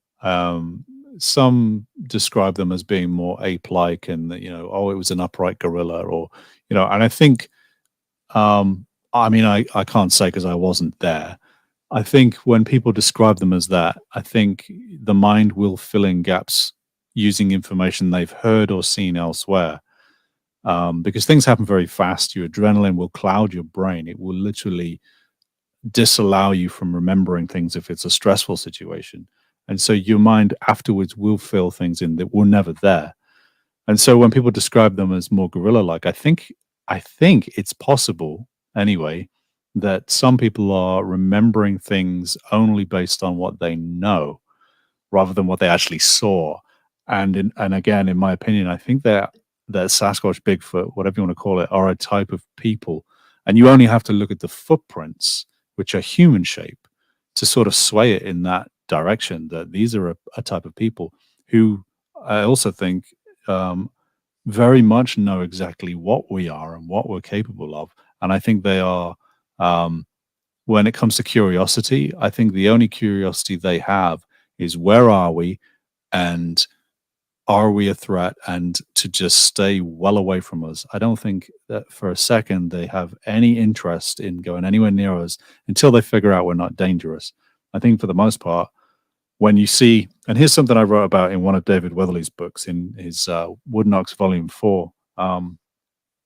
There's a well-known fact in the sort of deer hunting community that you're supposed to wear by law bright orange, so that you don't shoot each other, for one, or if you fall into trouble and go missing, you can be easily found with this fluorescent orange sort of tabard that you should wear. But the other main reason is that the way biologically a deer's eye works, it can't see orange. It goes into the same spectrum of green and foliage. So when you're stood there in a bright fluorescent orange jacket, a deer cannot see you. Whereas an ape, and we're apes, if Sasquatch is an ape, if it is a type of people, it's going to see you wearing that orange jacket the way we do from miles away. And there is not a chance in hell it's ever going to go near you. It's already, 5 miles away by the time you get to the spot where it was stood. And I think for the most part, that's why we don't see them as often. And I think when people use the argument that, well, why don't hunters see them all the time? That's exactly why. Because a Bigfoot sees you first. And all of these thousands of hunters that go out there and say it's nonsense because they've never seen one, is because it saw them first with the orange jacket. That's the way I think. And I think there's a lot to that. I think the reason why we're not close to solving the Sasquatch mystery is because of the diversity of the crowd that is searching for it. It's much like the UFO world. The people who are very nuts and bolts keep getting stalled on the high strangeness because they don't want to understand it. And it's the same thing with the flesh and blood people looking into Bigfoot, where they don't understand and don't care to understand that people are having strange encounters as their sighting with this creature goes. I mean, when you find out that groups like the BFRO are actually tainting their own statistics by not including, areas where sightings include orbs or paranormal activity or UFOs. UFOs. Yeah. How do you trust the statistics? Yeah. You can't. And the unfortunate part about it is, much like the UFO world, and I'm sure you've noticed, this is a community that keeps eating its own because they don't want to have open minds. They don't want to have these precognitive ideas that there could be something more than just a hairy hominid out there. Yeah. Yeah. No, that's a great point. And I'm very much accepting in the world of orbs. And as I said earlier, I saw a green fireball in my bedroom when I was a kid. I've seen UFOs. When I read some of Stan Gordon's work, and there's a chap in the UK passed away years ago, Phil. He would have these stories of UFOs being seen at the same time as Bigfoot, or some have even witnessed Bigfoot stepping off a flying saucer that had landed in a field, those kind of things. And I don't discount those. And I do agree with you that it's a shame that an organization which is so steeped in recognition on the subject would leave that out. Is very sad, because it is part of the bigger picture. And whether or not it has anything to do with the flesh and blood aspect of Bigfoot, if we are to sort of accept that it's a type of people that live in the woods, that doesn't mean that there's not another type that visits. That doesn't mean that there isn't another dimensional shift, or if they're nothing to do with UFOs and they themselves are being abducted, who knows? Maybe the aliens, wherever they are or whatever they are, or dimensional visitors, maybe they are not that interested in humans. Maybe they are taking cattle and everything from the forest. Maybe there's a decline in black bears because they're being abducted. Who knows? And I think that when things are returned, perhaps if you want to get a sort of bit of a comic book mind and play this out as a scenario, the UFO comes back and lets the Bigfoot return again. And by chance, someone sees this happening. They're going to assume, well, Bigfoot's an alien. And the spectrum, as you say, it's like a family tree of the variety of people looking for it, and also the variety of things that are to be observed or recorded, whether it's a Bigfoot carrying a ball of light in his hands through the forest. People have seen that. There's ways to explain that. I think I said on a show once, if he got a handful of glowworms and smushed it all over the rock that he was carrying, maybe that's some kind of mating ritual that he's doing to attract a mate. He's got a glowing ball in his hand. That might explain it, but that's a stretch. And I think we need to have those stretches in explanations and variety of sort of imagination to really push the boundaries. I think it was Frank Zappa that said, without being weird, we've no room for progress. It's impossible to progress unless things are strange, or things go off in a different direction. You cannot progress. And I think we need to include those weird stories, as far removed as they might be from a natural history, scientist, anthropologist who might not really understand or have an interest, as I don't have an interest in sport. Maybe they don't have an interest in UFOs. They need to still at least look at it and put it on, because at some point that jigsaw piece is going to fit. And I think if we leave it out, we're never going to solve that puzzle. Sam Shearon is our guest tonight on Spaced Out Radio. His website, MrSamShearon.com. And you can check out all the people that he has worked for in presenting great art to the world, not only in our field of the supernatural, paranormal, but to the music world, comic world as well. We have Sam for another 30 minutes here on Spaced Out Radio. We will be right back.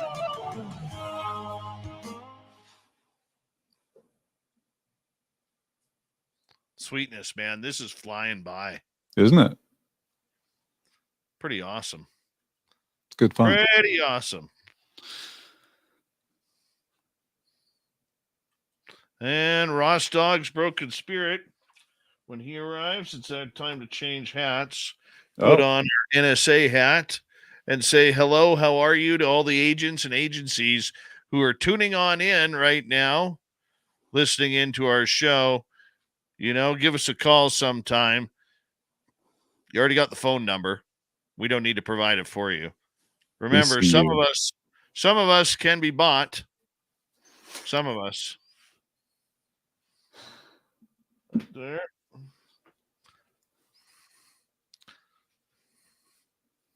It's not Friday here. Not Friday here. We got another 90 minutes before it's Friday.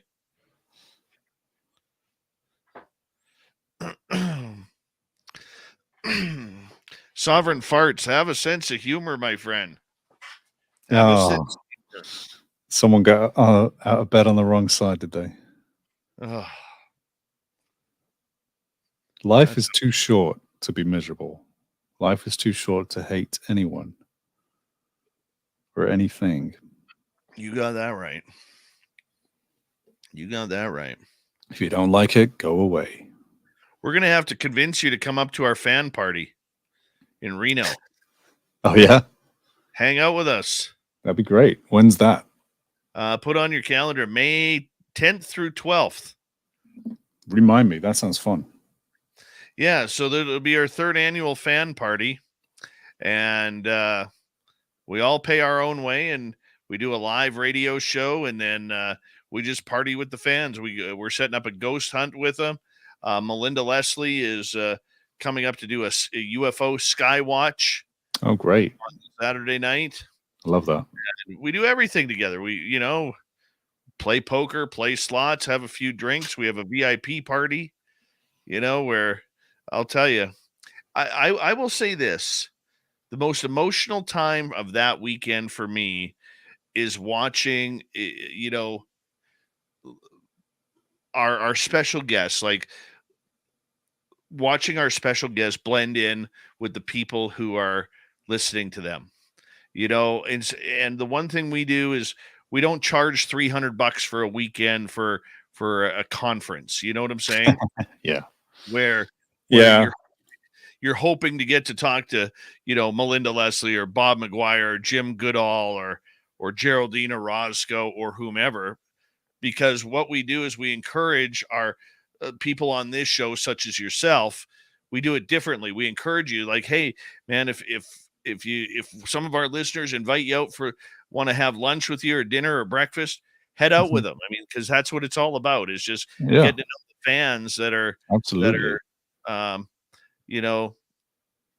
big fans of yours, and it's awesome. Like last year, Kira booked we had this our VIP party. We were in Vegas at the Golden Nugget last year, and she booked this VIP party where it overlooked Fremont Street, and it was just amazing. Like you got like a bunch of people that you hear on our show all the time, and here's our fans like sitting right beside them having these in-depth conversations about experiences and knowledge and everything. And I just took it all in, man. And I got to admit, I had a tear in my eye, because to me, that's what it's all about, and that's why we do it.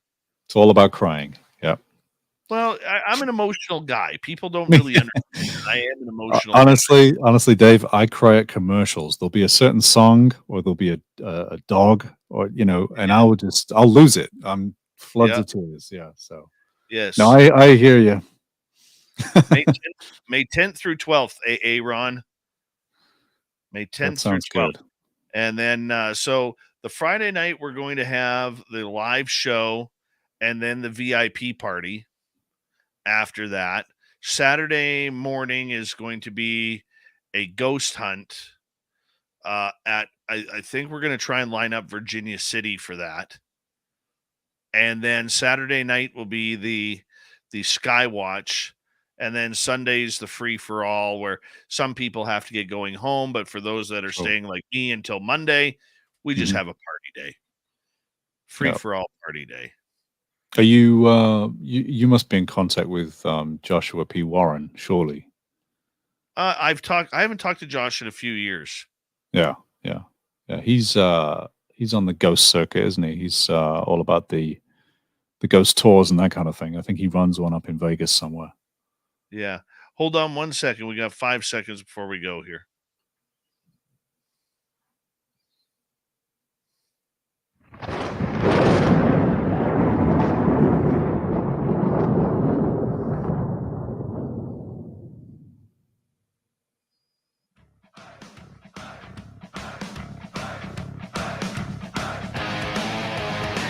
We passed the halfway point of Spaced Out Radio tonight. Good to have you with us. My name is Dave Scott. Very much appreciate earning your listening ears. Reminder to all of you that if you miss portions of this show or others, check out our free archives by going to youtube.com/Spaced Out Radio. Do me the favor, hit that subscribe button. And you can follow us on any major podcast network, including Spotify, iTunes, iHeartRadio, Google Play, and so many more. Our website, spacedoutradio.com. We have a plethora of features for you. Rock out to Bumblefoot, read the news wire, check out our swag as well. Follow us on Twitter at Spaced Out Radio, Instagram at Spaced Out Radio Show, and you can join us on Patreon and join up for the SOR Space Travelers Club. Here we go. Mr. Sam Shearon is with us. SamShearon.com is his website. We're talking all things high strangeness here tonight, and it's been a lot of fun, Sam. I got to admit, I've waited for this conversation for a long time, and this is a beauty. Oh, I love you too, man. Thank you. You've seen UFOs. I have, yes. Yeah, I've seen a bunch. And again, that's one thing that's really hard to say without sounding silly, because who sees a bunch of UFOs?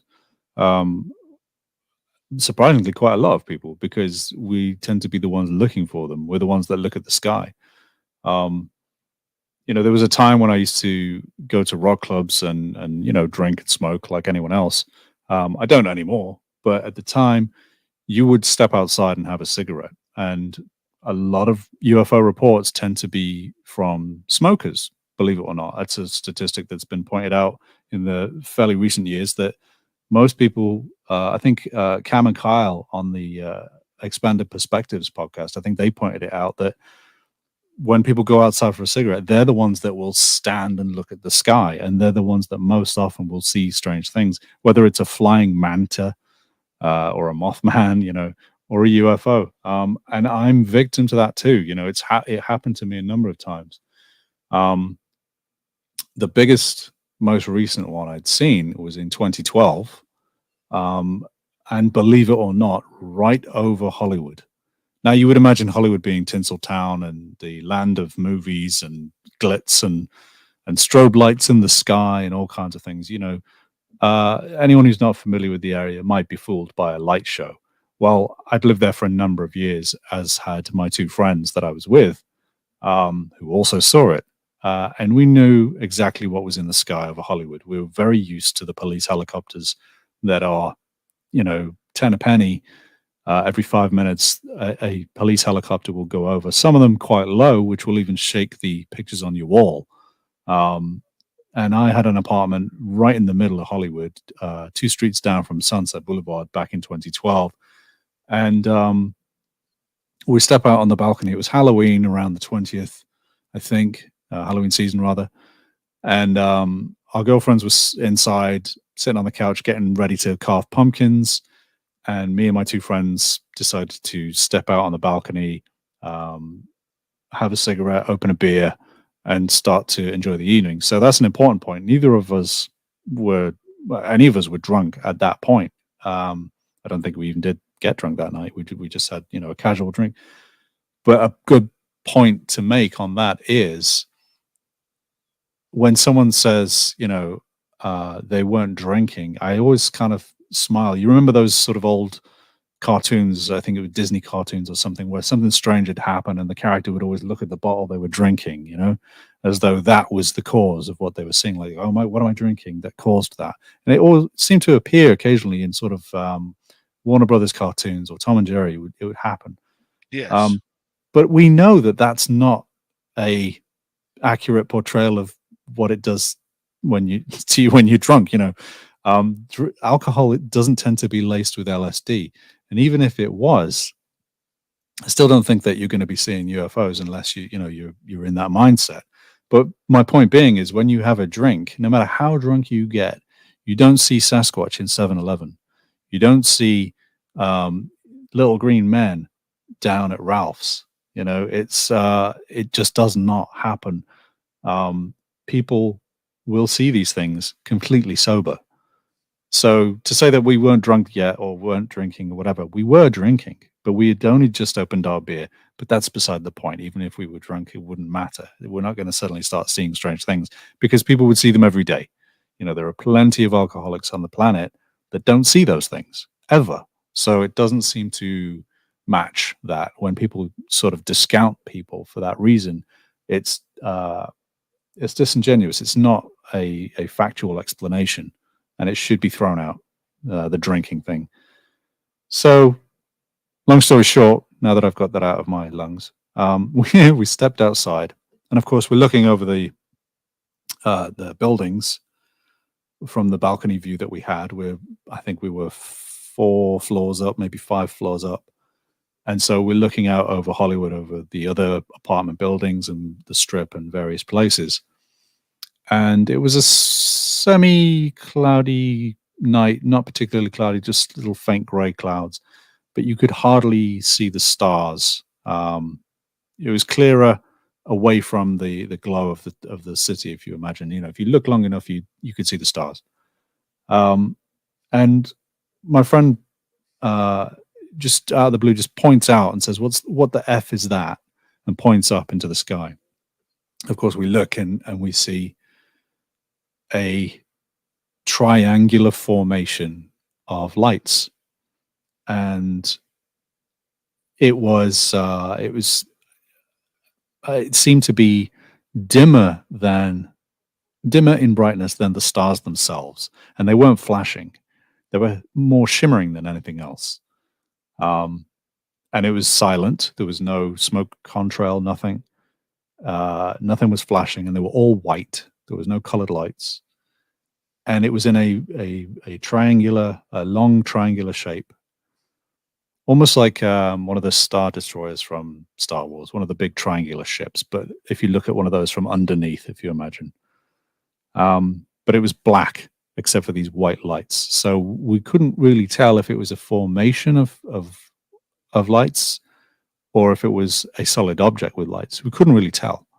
But it's traveling along at the same speed as a very high altitude 747 or commercial airliner.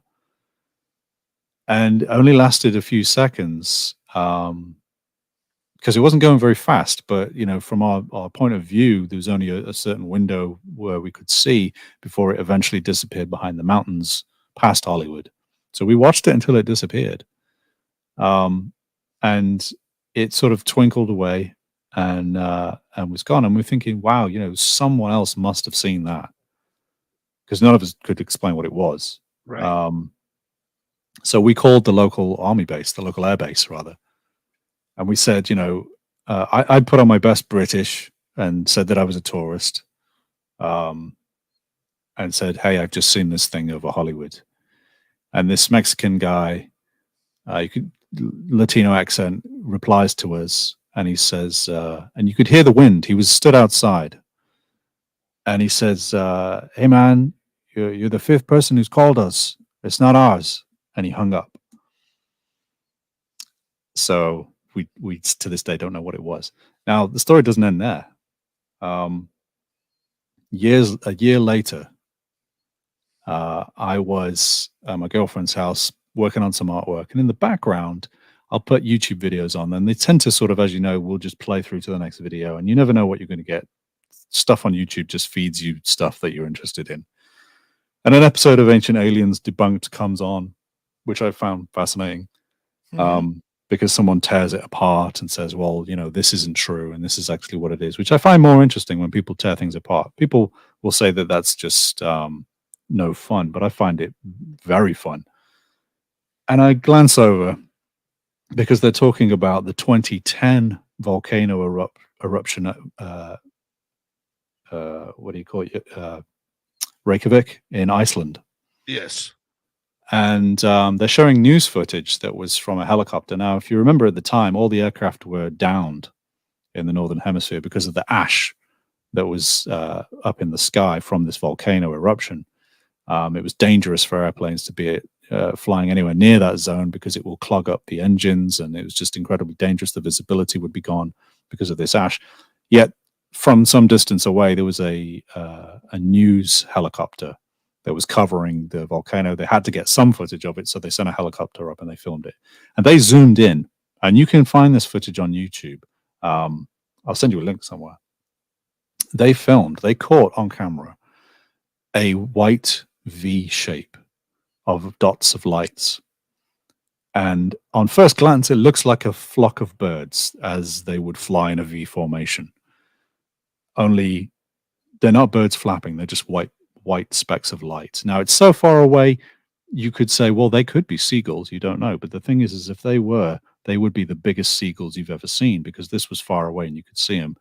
Plus, there were no flapping wings. And more to the point, it wasn't moving. It was stationary in the clouds of this gray plume on the edge of the volcano. And this is on film. This happened. This is caught on camera, but real. And when I glanced at this and I saw this, I nearly fell off my chair, because that was exactly what we had seen 2 years later in Hollywood. So, for people who have never seen a UFO, what goes through your mind and body as this is happening? Because the quick answer everybody always has is, well, why didn't you videotape it? Why didn't you take a picture of it? Yeah. I mean, that I think the same thing. I'm always frustrated when someone says, oh, I saw this, prehistoric reptile flying past my car. And you always wish that they had a dash cam, or, they pulled their phone out, and, you're not supposed to use your phone when you're driving. So that's why that didn't happen. And there's always an excuse. And with us being on the balcony, we had a beer in our hand or a cigarette. You don't want to drop that. You don't want to burn something down. You don't want to, miss what you're looking at is the main thing. If you blink, it's gone. If you run inside to get your camera, you've missed that event, because when you come back, guaranteed it's already happened, and you missed it. So I think the fear of missing it, the very genuine sort of worry that you're not going to experience a once in a lifetime thing, that you're looking for that answer. You're looking at, hopefully, that you're the one that's seeing something that's never been seen before. You can't look away. The last thing on your mind is to go and get a camera, or even reach in your pocket and grab your cell phone, because then you've got to look at your phone, you've got to unlock your phone, you've got to go to the camera app, you've got to switch the camera app on. Things look crap inside a phone. You know that because maybe one time you tried to take a picture of the moon and it comes out tiny on your phone, so there's no point. All of that rushes through your mind. There's no point in trying to take a picture. You may as well enjoy it. Now, it's not as though you're going to go and see the band Slayer on their final tour. You're going to want to take a picture and be like, oh, I was there. You're going to want to watch the show. You're going to want to see those fire explosions and see Kerry King on guitar and Tom Araya belting his lungs out singing. Otherwise, you're going to miss it. If you're just filming it, you may as well watch it on YouTube at home when you get home. And it's the same with UFOs. You want to watch it, because if you look away, that's not on camera. You can't watch it again, which is unfortunate, which is sad. But yeah, the thing that goes through my mind, especially when I've seen countless UFOs, which I could talk about more on in Los Angeles, is it's always a different situation that you're in. You don't walk around with a camera or Google glasses. That even then, if you had those on, they're not going to record anything very well.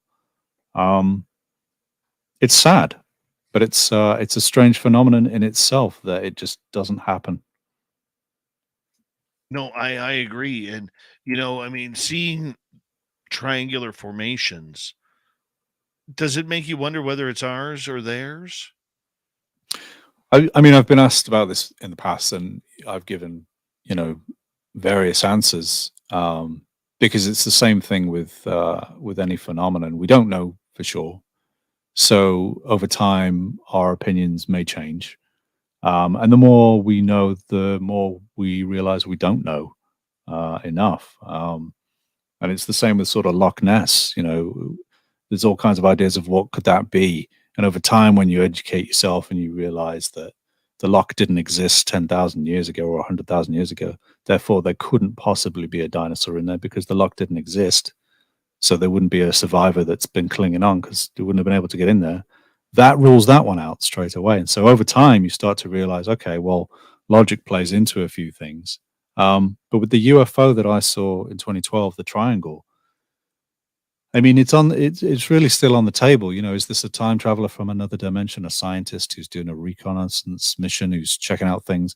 Or is it our military who are testing it up in Reykjavik next to a volcano, seeing its performance in extreme heat, next to that plume?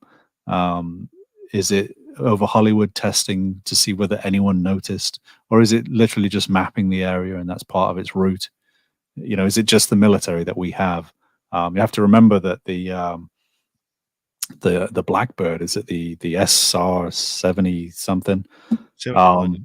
Yeah, I mean, that was flying around over Russia and back again to the US for 30 years, 3 decades, before anyone knew. Now, that's a long time. I'm 45, and if I take 30 of those years of not knowing that a plane was flying over Russia, and nobody knew it even existed, never mind what it was doing, I mean, that blows my mind. So if you think 30 years ago from now is, 1993, we have Jurassic Park visual technology and all kinds of incredible things happening in the early 90s. 30 years on today, you bet we've got things that we don't know about. There's no question they're flying things around the world and into space that we don't know about. It makes me wonder, NASA goes so quiet for so long because it's almost as though they've been left behind and there is no funding for them because they're irrelevant now. They're more useful for, I mean, they're not irrelevant, I should say that, but they're more useful for discovering what the universe is made of, and in terms of mapping the universe and what's on planets and what they're made of and how to, really study the universe in itself and deep space. But in terms of travel and getting places, they're not exactly the pioneering company. In fact, it's Elon Musk's company that delivers the astronauts to the space station these days, not NASA. So what else is out there that in a James Bond kind of world where you have supervillains, but they're not villains, but they're just incredibly rich people that we don't even know about, that are not Jeff Bezos, that are not Elon Musk, but do exist and do have a pile of money, that are no doubt developing things in a breakaway civilization, as Richard Dolan would say, that we just don't know about. They live on their own islands, they have their own technology, and they fly off into God knows where if they want to. I absolutely accept that's a possibility when you take into account the Blackbird flying around for 30 years. What do they have now that people are seeing as UFOs? And again, you could compare it to the Bigfoot thing. We could have that, and we could also have aliens from another world or dimension happening at the same time, just as Bigfoot could be earthbound, natural, and weird. Yeah, and the big question is, where do you think these are coming from? Do you think they're from the future? Do you think they're from outer space? There's a great debate about that. And the other great debate that I'm curious is, we got about 5 minutes to go here. Who's flying these craft? Because over the last number of years, we sure seem to have been able to indicate that UFOs are real. but we're still afraid to admit that they actually have pilots. Yeah. I think the answer is all of it. I think there's no one box you can put it all in. I think some of them are absolutely nuts and bolts, flown by creatures that are probably about to die when they arrive, and probably that's why some of them crash, because they probably weren't even intending to come here, and they just were sucked into the atmosphere. Maybe they were sort of, oh God, we have to get to the nearest planet. You can write any comic book scenario on why they would be coming here. The other thing would be visitors from another dimension, or, as you say, that age-old fantasy of the future. Is it us coming back and checking out history and really finding out what happened way back? If you could go back in time, it's one of those old questions that you sort of lay on your back in the summer and look at the stars and ask, isn't it? But it's an entirely possible thing that you can't really just throw out, because no one can explain time travel or do time travel that we know. But one thing we do know, in theory, is that you can only go so far as back to the point of when time travel was made available, or to have the ability to. So, for example, if you built a time machine, you couldn't go back any further than that because it didn't exist. You could in the future, if you had a time machine sitting around for 50 years, you could go back to the point of when it was made and everywhere in between, but you couldn't go back further than that. So the question is, if this is time travelers from the future, when did we build that machine? Exactly. And where's that technology now? Yeah. Where What is it? What is the one thing, whether it's time travel, whether it's jump rooms, whether it's UFOs or whatever, what is the one thing that just totally geeks Sam Shearon out? Monsters. Stories of abductions where people will say, there's one story, forgive me, I forget the guy's name, or when and where it happened, but a man was abducted and he was found struggling with grays on a table. He lashed out at one, much like the Travis Walton story, but this chap was not having a good time with it, and he was dragged off the table by the grays. They'd had enough of him having a tantrum. They took him into another room, and out of the darkness walked towards him a giant white praying mantis, which spoke to him and said, "If you don't behave, I will eat you." And then they took him back to the table, and he laid down very calmly, and they proceeded with their experiments on him. That story fascinates me, and that geeks me out, because that is a movie waiting to happen, and is allegedly true. And that is also very terrifying. So that's the stuff that really gets me going. The Pascagoula aliens, similar sort of thing, very, very frightening.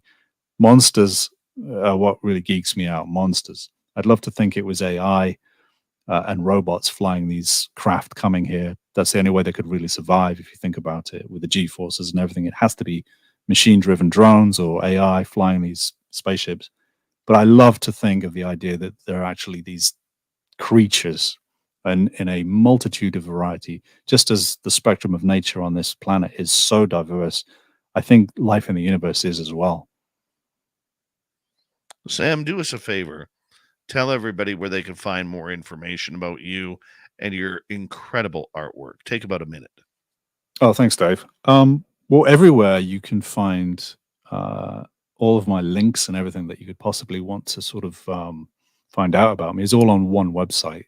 So that would be MrSamShearon.com, and that's Mr. the word, MISTER, SAM, SHEARON.com, MrSamShearon.com. And on there, you'll find links to my Patreon, where I draw live every week. And you can hang out and we can talk while I draw monsters. You can ask questions and suggest things, and I'll talk about all kinds of weird stuff and ramble about nonsense. But you'll find links to Facebook, Instagram, Twitter, or X, whichever we're going with these days. YouTube. You'll see some of the time-lapse videos of my drawings on there. And pretty much everything else. My shop, the Big Cartel store, where you can buy prints of all the cryptozoology monsters and creatures that I've drawn. And it's all on MrSamShearon.com. Love it, my friend. This was so much fun tonight. and cannot wait to do it again. We got to get you on our roundtables on the final Friday of the month. That'd be great. Coming up next on Spaced Out Radio, as we say goodbye to Mr. Sam Shearon. Among the Missing with Steve Stockton. Then Robin McRae joins us for the Cryptid Report. It's Dave 101 night and the strange news of the week. All coming up in a jam-packed hour 3 of Spaced Out Radio next. Great job, my friend. Thank you, Dave. Job. You too. Appreciate you doing that, man. It's been a good chat. Absolutely. I'll send you the dates to Reno. Yeah, please do. That sounds really good fun. I'm down for that. Yeah. All right, buddy. I'll let you go back in the chat room and relax. And Dirty Filth, we're going to turn things over to you here because you still got lots of work to do. Don't forget to turn your mic on, Filthy.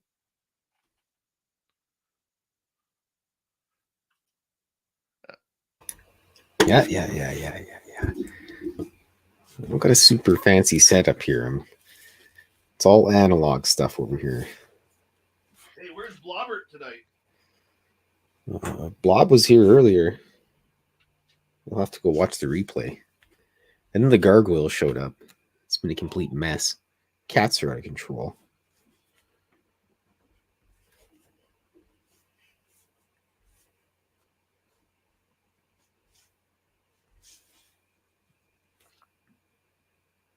I drive a starship.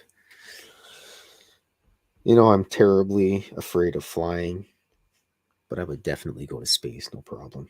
That wouldn't bug me. Strap me to thousands of gallons of explosive material and send me out into space. I'm okay with that, but I don't like flying. It wigs me out.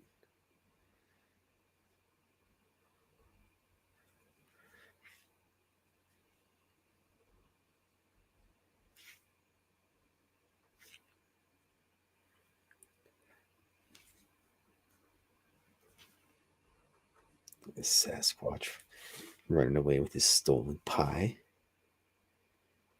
Oh, yeah. Give him a little smile there.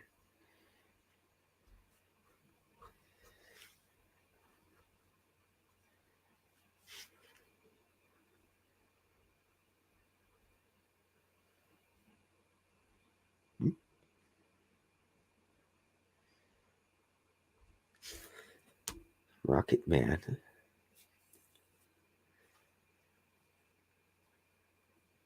don't know what Rocket Man is. Is it the French band Le Rockets? And they all used to wear silver makeup. Look at the gargoyle, knocked everything out of place here. It's all wonky. Oh well.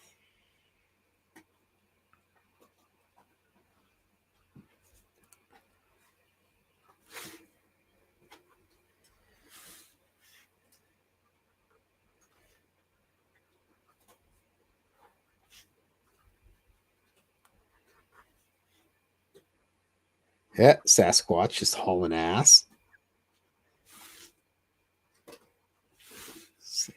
Peace out, suckers. You got my grandma's Saskatoon berry pie, which looks like a cheese roll, actually. Yeah, whatever. It's a pie.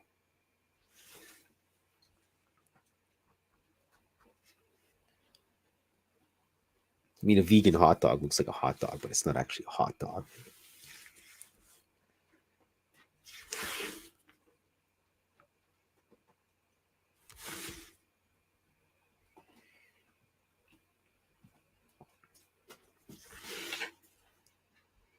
I actually make a wicked hippie burger.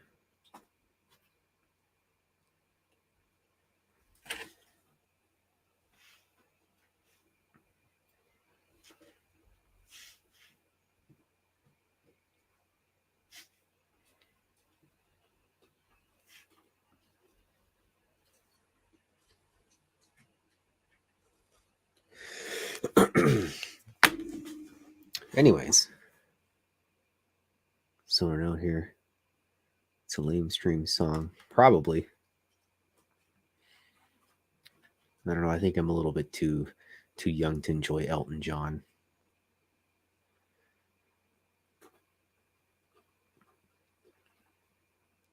lights above me are tiny explosions.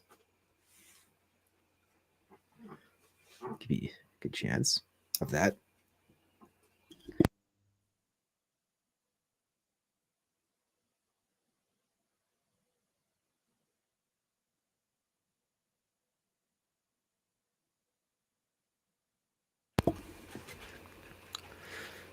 The audio is off. Yes.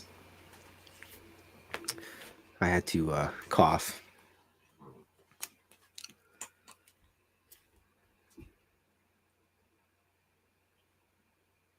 I don't have anything against vegan food. There's a pretty good vegan place in Edmonton. I'm just starving all the time. Looking good, Dirty. Looking Thanks, good. Dave. I kind of zoned out there for a little bit and started drawing cartoons. It happens. You're pretty good at it, dude. Oh, I tried my best. It's good when none of the cats are attacking me.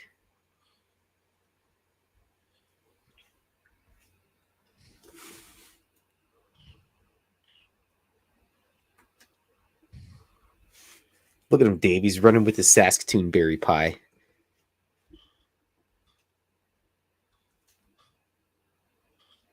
I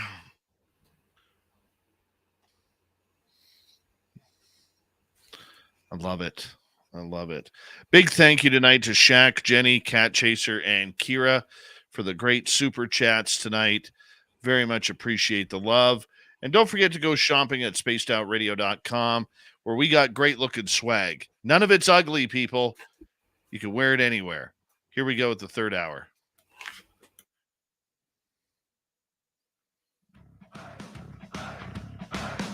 Would you like to connect with us?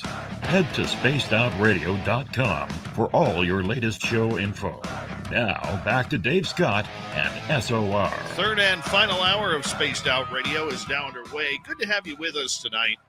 My name is Dave Scott. Very much appreciate earning your listening ears wherever you are on this beautiful planet we call Earth. Hello to everyone listening in on our terrestrial affiliates around North America, digitally on Odyssey Radio, TalkStream Live, and KPNL. All of our archives are free. Join us at youtube.com/Spaced Out Radio. Do me the favor, hit that subscribe button.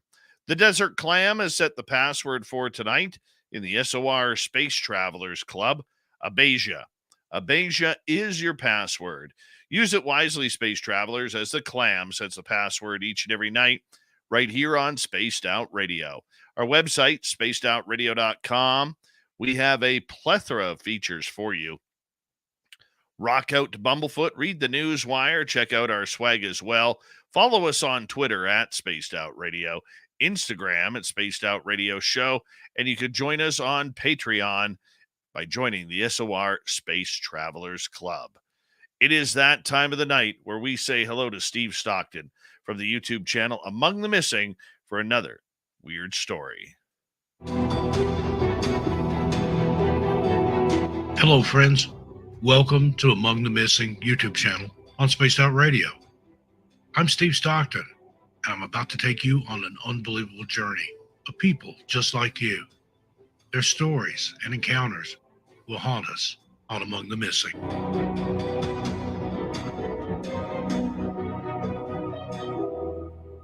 Others think that the depth of the lake and its extremely cold temperatures could be the main culprits, as divers and rescue teams find it challenging to locate wreckage or bodies. Lake Superior has been an important source of fresh water and fish for thousands of years. It's also been the location of significant cultural and historical events and has played a substantial role in developing the Great Lakes region. Although there have been unsolved disappearances on the lake, its breathtaking beauty, abundant resources, and cultural significance continue to inspire awe and wonder among those who visit its shores. Next up, the Devil's Sea. The Devil's Sea, also known as the Dragon's Triangle, is in the Pacific Ocean off the south coast of Japan. This area is infamous for its dangerous and mysterious reputation due to its connection to the disappearance of numerous vessels and fishing boats. Shrouded in mystery and surrounded by myth and legend, its importance is comparable to that of the Bermuda Triangle. Japanese folklore tells of a dragon that inhabits the area and guards a palace at the bottom of the ocean. The dragon is said to cause strange and dangerous occurrences in the region, including unexplained lights, whirlpools, and sudden storms. During the 1940s and 50s, numerous fishing vessels and over 5 military ships vanished in the waters between Miyake Island and Iwo Jima. Japan responded by dispatching the research vessel Kyomaru No. 5 in 1952 to investigate the missing ships that had reportedly disappeared in the Dragon's Triangle. Regrettably, the 31 crew members who embarked on the research vessel to explore the Devil's Sea met the same fate as the crews of past ships. Although the Kyomaru No. 5 wreckage was eventually discovered and recovered, the location of the crew members is still a mystery to this day. The Devil's Sea is a location that has captivated people from all over the world. Experts believe that natural phenomena like rogue waves, volcanic activity beneath the sea, and strong ocean currents may cause the disappearances in the area. Thank you to Steve for another great short story tonight on Spaced Out Radio. If you want more stories from Steve, just go over to his YouTube channel, youtube.com/Among the Missing, and you can hear dozens of them just like that one. All right, we are heading to the shortened version of the Cryptid Report tonight. Our good friend Robin McCrae is here. The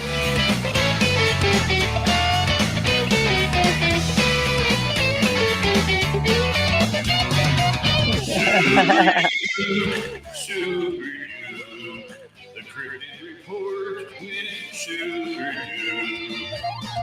All right, Robin Haynes is here with another great Cryptid Report. Robin, I promise you, very soon you'll have your own theme song. I will get to it. I will get to it here. That's awesome. You know, because you're coming on every Thursday night. We can't have you. You're not filling in for Super Duke anymore. You're taking over. I know. I'm so excited. I love it here. Good. Well, we love you just back so much. Thank you for doing that. So, oh, my pleasure. Any weird stories that you have to share with us? Just like right now, I don't know what is going on. We have had so much activity here in a very short time, and it's crazy. Last night, I was wide awake. I was laying in bed watching TV, and normally, like, they'll come up and they'll slap the house, or they'll come outside the window and pound, and they want me outside. That's what I used to do in Michigan with the Michigan group. And here, I don't do it as much because we have so many venomous snakes here. Like, it's just not safe for me to be out in the woods in the middle of the night. Michigan, 2:00 in the morning, they'd be pounding on my window where my bedroom was at. I'd go out and sit in the woods with them. It was not a problem, but you can't do that here. And so last night they tapped at the window and I didn't even respond. Next thing I know, they hit the front. It was like a car hit the front of my house. It was so loud, like it vibrated everything. All the animals are freaking out. And they wanted me outside, but it was pouring down rain. I was like, I'm not going outside. It was raining. And they literally knocked on the walls of the house all night last night. I don't know what they were so worked up about, but they were like absolutely crazy. What do you So think? they're just loud and proud right now. What do you think works them up? I don't know. I mean, I know they wanted to talk, and that's fine. They do that a lot, and I don't mind it. And they can mind speak. I mind spoke with them most of the night. I was up till probably 4:00 in the morning because they were just talking and talking, and they wanted me outside. And I have the Tibetan singing bowls, and they love those things. And they wanted me to bring the bowls outside, and I'm like, it's raining. I'm not going out in the rain. And they were just obsessed about these bowls. They love them because it's a higher frequency. And it's all energy and vibration in those Tibetan singing bowls, and they absolutely love them. I've had great success with those. And what about the singing bowls attracts them? Well, it's a frequency and a vibration, which is basically the same thing. And you do the singing bowls, and it gets that humming noise going from the brass, and they love it. They really love it. I've gone different places, and they'll step right out of the tree line and just right front and center so you can see them, just because they enjoy it. And they're forever wanting me to play them. I mean, it's not like it takes any great skill set. I mean, if you can take the little wand and run in the outside rim of it, you're good to go. But they love it. They love the frequency that it hits. Question coming from non-human. Does Bigfoot fakers help or hurt the conversation, Robin? Definitely hurt, because it's hard enough, the amount of things that go on with the Bigfoot, it's almost like it takes on a life of its own. It really does, because of the paranormal aspect of it, which nobody wants to believe to begin with. They don't even really want to believe the physical part. So it's really hard to get anybody to listen. Like, I know when I'm speaking, half the people think I'm nuts, and the other half, because they've had enough experience, know that I'm speaking the truth. I know when I put my head down at night, I've not lied about anything. But when you have people that are willingly faking it and lying about it, whether it's for attention or whatever, it really does mess things up, because it makes it harder for the legitimate people like myself to be able to reach people. Now, I don't have a thing where I want everybody to believe me. Whatever they want to believe, they can. I believe, knowledge is power. So the more information you know about the subject matter, the better you are. So I just put out my experiences. I put out what I know is fact that I've been taught by them, and people can make their own opinions. But for people that want to have that little bit of legitimacy to it, it makes it very hard.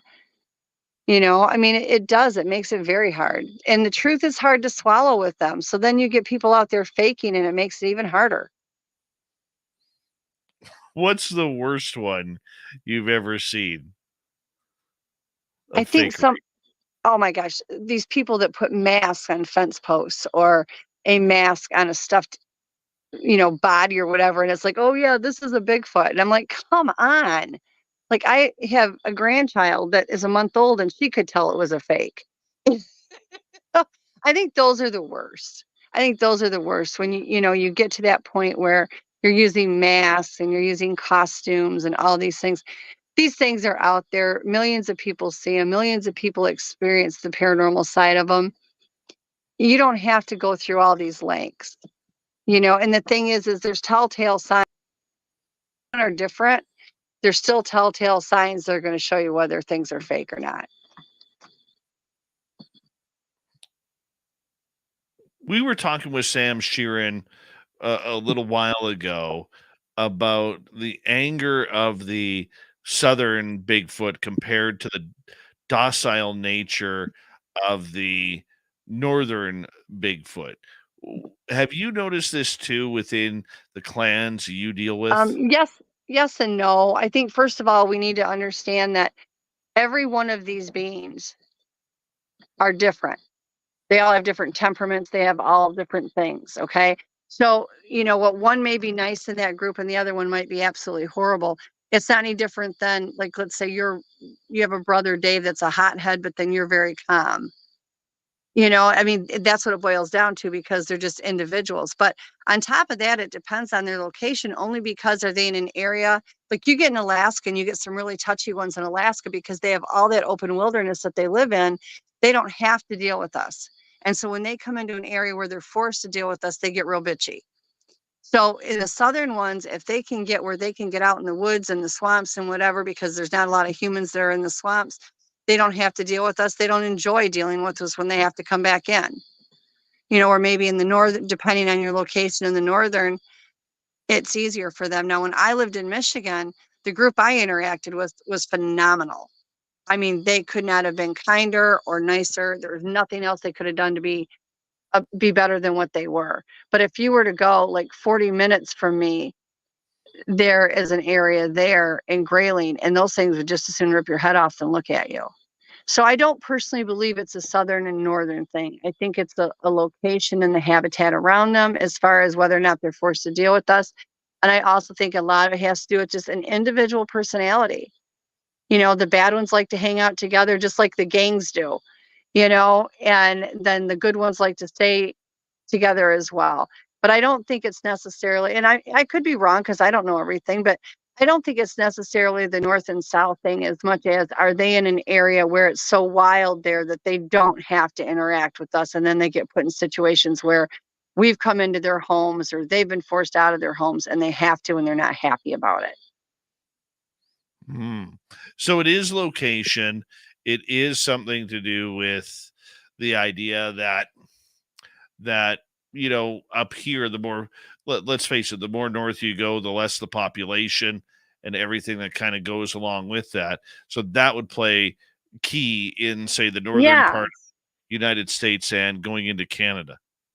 Yeah, it's like in Michigan, in mid-Michigan, they're relatively friendly except for a few pockets, but then you cross the bridge and there are nice ones up there, but you get a lot more wild ones because it's nothing but wilderness.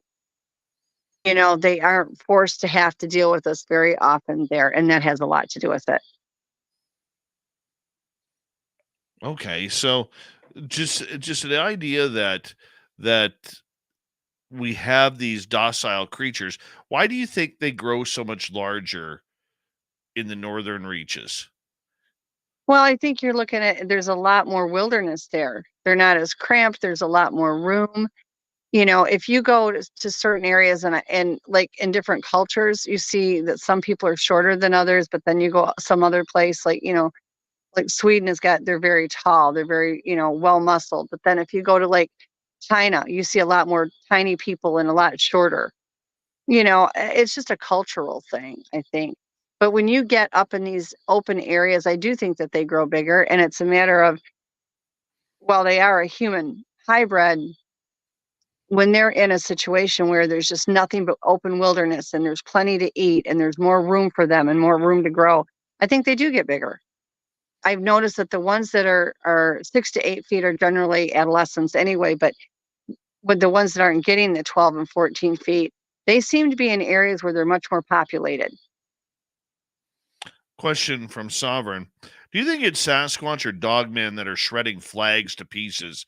And why would they do that? Harriet McFeely did a whole study on that, and they're not trying to shred the flags. What we've been able to deduce, Harriet did the study, I just talked to the Bigfoots on it, is that when they do the braiding of the flags and they look at the 3 strips, the strips stand for their people, our people, and God. So when they do the braiding, according to what they told me, it means a coming together of the people. And that's why they're doing it. Harriet McFeely has a whole section of her museum in Nebraska, the Big Road Crossroads Museum, that is dedicated to strictly the braiding of these flags. And it's absolutely tremendous. Paramarv wants to know, what about the climate? Wouldn't they need to bulk up to stay warm further north they are? Yeah, I think so. But I think we need to realize, too, that they start preparing for winter and stocking food away for the winter. I went to this one place and there was these cave systems, and the DNR found 14 deers that had been gutted and stacked in there, and nothing but the giant footprints all around them. They were ready for winter. The other thing is they do use fire. Not all clans will, but a lot of clans do. And they use older wood so that it smokes less, so that nobody's aware of it, so that way they can stay warm. But they start getting, if winter's coming, they start months in advance and they start getting food prepared and stocked up for that winter. Okay, are they stacking just meat from, say, carcasses of deer and rabbits, or are they collecting berries and... Oh, berries, vegetables, pine needles for pine needle tea, which is good for medicinal purposes, certain barks, certain mosses, grasses. They'll eat anything. Just like we do. We're vegetarians, and then we have, meat eaters or whatever, and they're the same way. It's more about their taste. But yeah, they get everything and they start doing that. They start gathering stuff and storing it away fairly early. I get that. They'll hunt in the winter. They still hunt, but if it's on really bad days or whatever, they've got plenty of food to see them through. So I'm not sure if you saw that latest Sasquatch video out of Colorado, but allegedly it is from an RV company that has a Sasquatch costume. Yeah. Walking through. And, when I was talking to Duke about this a couple of nights ago, the one thing that both him and I kind of chatted about was the strangeness in the legs. It looked like they were pants. Yeah. So yeah. We say this one's debunked, and your thoughts? Well, I've had multiple people send it to me, which I always appreciate. I love everybody. But you know, I have a big problem with the way the bat goes into the buttocks and down the legs, and then the way it flares out at the bottom of the legs. I will say, in all fairness, that each individual looks different. So you can't look at them as a cookie cutter thing where they all have to have this, this, or this. But what I will say is this: it looks like it has a little bit of a neck to it, which we already know is a no-no. The other thing is the way the buttocks go down into those thighs looks very abnormal to me. And I don't like the way the legs look. I think the legs at the bottom look like, you know, hairy pants. Could it be one? There's always that chance that there is. It was out in the middle of nowhere. And, you know, I saw online where somebody said, well, it didn't act like one. Yeah, they all squat down like that so they can't be seen. So it did act like one, but I just didn't, in my opinion, from what I've seen, and I've seen various ones that look differently, I just found too many possible red flags on it for me to take it seriously. Doesn't mean it's not a Sasquatch. It just means that that particular individual was not typical of what I know them to be. So it gave me pause to think, you know, to kind of be skeptical of it. Very cool. Very cool. I mean, I thought the exact same thing too. So it's good to have that confirmation Yeah. that you put in there for me, and I can appreciate that. You know, outside of the Patterson Gimlin film, are there many films out there that have really caught your attention as Not being ones? Not a lot.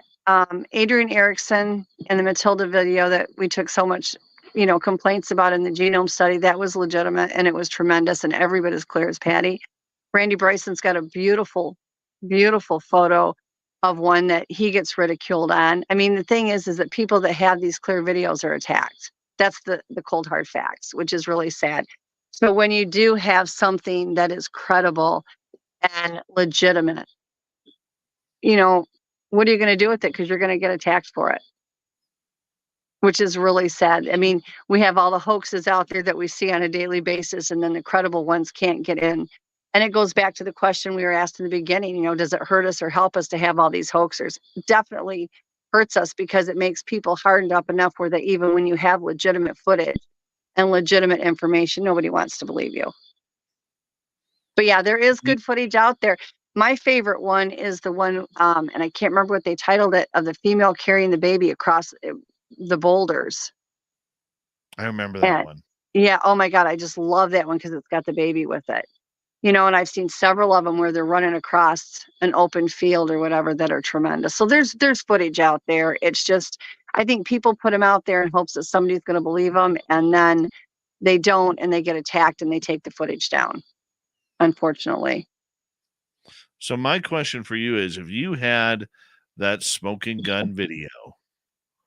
I don't do a lot of videos. I have a lot of stills. If you did, would you release it? I would have to be honest and say it depended on where I took it at, and if it was my group at my home or if it was somewhere randomly that I happened to be in an area. If it was a random area, then I could probably get away and say, you know, I would show it so people could see it, but I don't think it will do any good. I think people will always hate, and I think they will always condemn it. If it was like at my home, no, and not for my protection, but for theirs. I'm a big girl. I can protect myself, but the ones that are frequently here, this is their home. And for me to show any footage of it would be very detrimental to them. So I would have to evaluate the case and decide whether or not it was a safe risk for them, because I would never put any of them in harm's way. I can see that. Robin, we have just under a minute to go here. And, you know, I don't know if I would release the video. It's really iffy, Dave, because if you could, my thing would be if it was going to make a benefit to help the Sasquatch so that people would know more about them and learn about them and believe in them, then I would do it. But if it's not going to be of a benefit, I wouldn't do it, because I don't care if I'm famous. I don't care if anybody knows my name. I care about them. It's never been about me. It's always been about them from the get-go. You know, and just like with the shows, as soon as they tell me to quit talking about them, I'm done. They're the ones that wanted me to come forward. And it's the same in the video. If there's something that can be learned from them that would make it easier for our people to accept their people, I would do it. you always want to check your camera because there's a little thing inside your film and your photos that actually has a location key in it, and you can turn that off on your camera so that that's removed. So, Robin McRae, everybody. Another great cryptid report. Robin, we'll talk to you next week. Coming up next on Spaced Out Radio, it's Dave 101 night. Probably something paranormal. And after that, the strange news of the week. We'll be right back for the final half hour.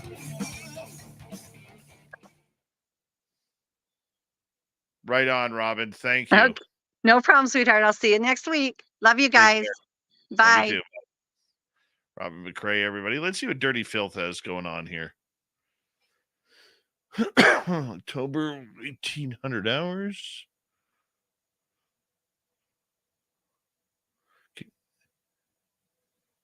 Live dance, human finger, human what? Human fingers, Dave. That's what aliens eat.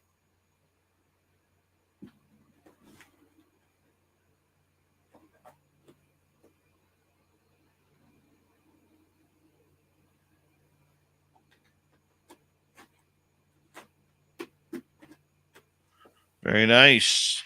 Very nice, Dirty Filth. Another masterpiece. It's going to be an entire comic here. The only way you're ever going to see it get made live is if you watch Spaced Out Radio, Dave.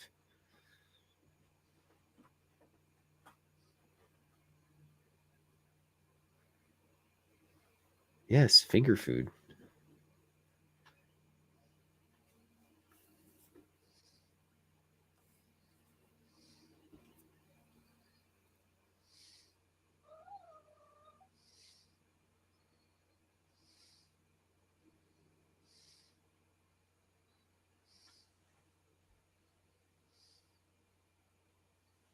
Holy smokes, Dave. It's getting late. I'm going to have to...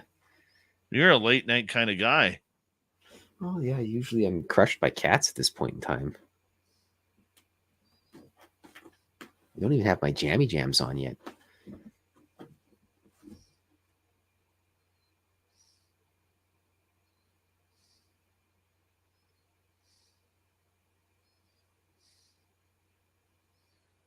Non-human confirmation thinks that human fingers may be the best, or what he read was the Mayans and Aztecs thought they were tasty. It's like chicken feet. I don't think there's very much meat on human fingers, unless you're eating a giant. True. And if you can beat up a giant and cook them and eat them, all the power to you.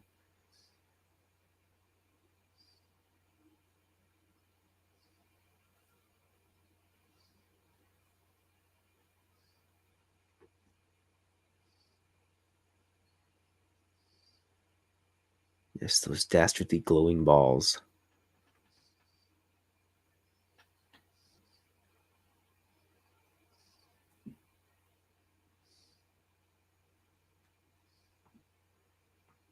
Steamed oysters. I prefer steamed hams. Delicious steamed hams.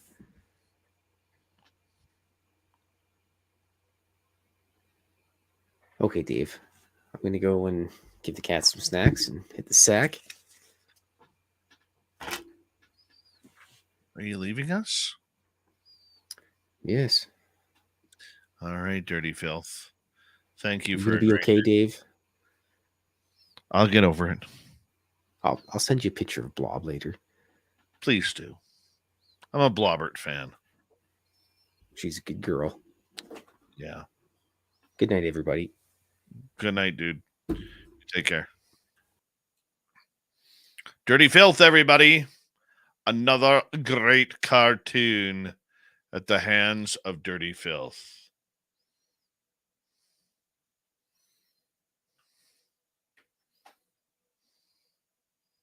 It's always a good night when he comes on, isn't it?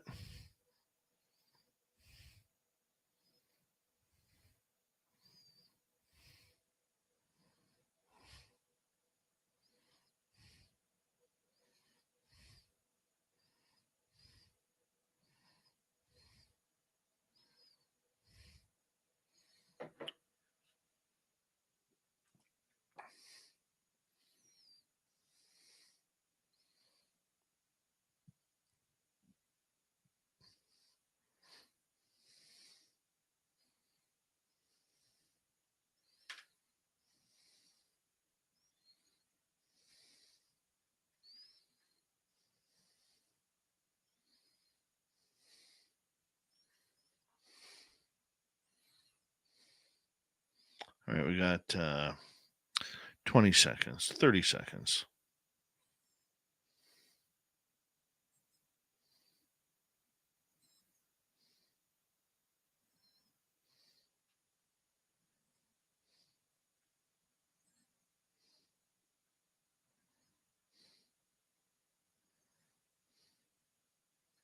Thank you to Shaq, Jenny, Cat Chaser, and Kira for the super chats. Let's have some fun coming up here, shall we?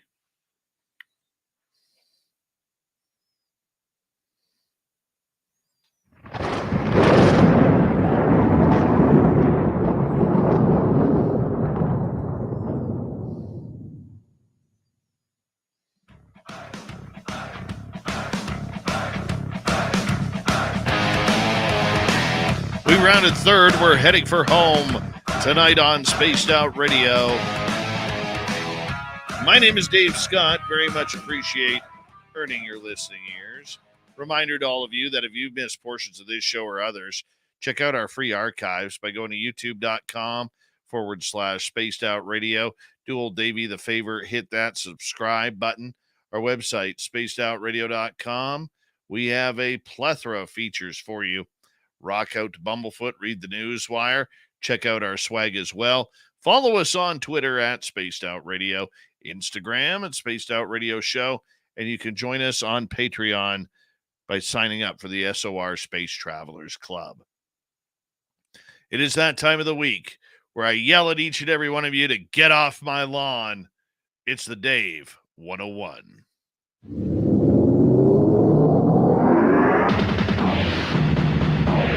Time for Dave 101. On the door, it's Dave. Dave, D-A-V-E. Dave's out here. Dave's the killer. Yeah, Dave's the killer. Dave's a mess. We are just a couple of weeks away from Halloween. And every year I feel like I got to make this statement. I don't care if a kid is 1-year-old or 20 years old. You come to my house on Halloween night in a costume, you're getting some candy. Every year we hear people whine and complain at teenagers and those who are a little bit older coming to their door and saying trick or treat. And then you get some old biddy out there who's like, aren't you a little bit old to be trick or treating? Let's look at the facts here.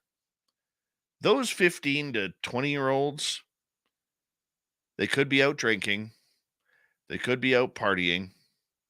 They could be out causing some mischief.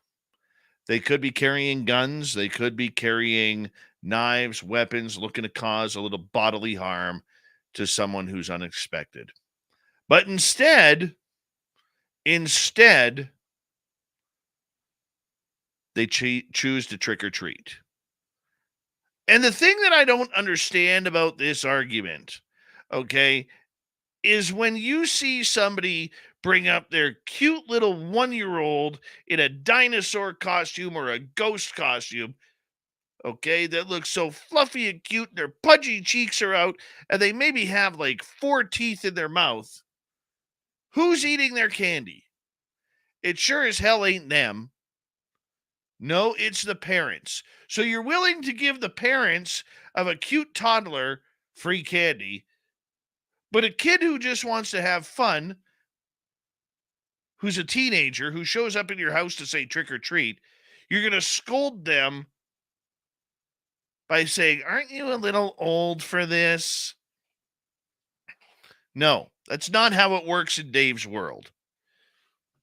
Not at all. And let me tell you why. Halloween is one of those nights where if you do it right, outside of going to the bars where for some reason there's so many slutty costumes in there that I don't understand what people are trying to be, both male and female, and the non-binaries. But there's something genuine and true and fun about seeing the costumes come to your house. Now, I live in a rural area. I'm lucky if I get 5 people to my house, if that. But when I lived in the city, I would have to prepare for 200 to 300 kids to come to my door. And I didn't care if they were 1, 11, or 18, they were getting some candy. They were getting some candy. Why? Because I like to look at the alternatives. What could they be doing to bastardize a great night? Shooting fireworks at people. And believe it or not, Roman candles do hurt. They can scar you. They can burn you. No, instead of shooting Roman candles at people in cars and doors and houses, they're trick-or-treating. Shame on them for trying to have a little bit of fun. And it doesn't matter whether the child is health issues and maybe is mentally younger than what their age is, or whether they're an honor student getting ready to graduate.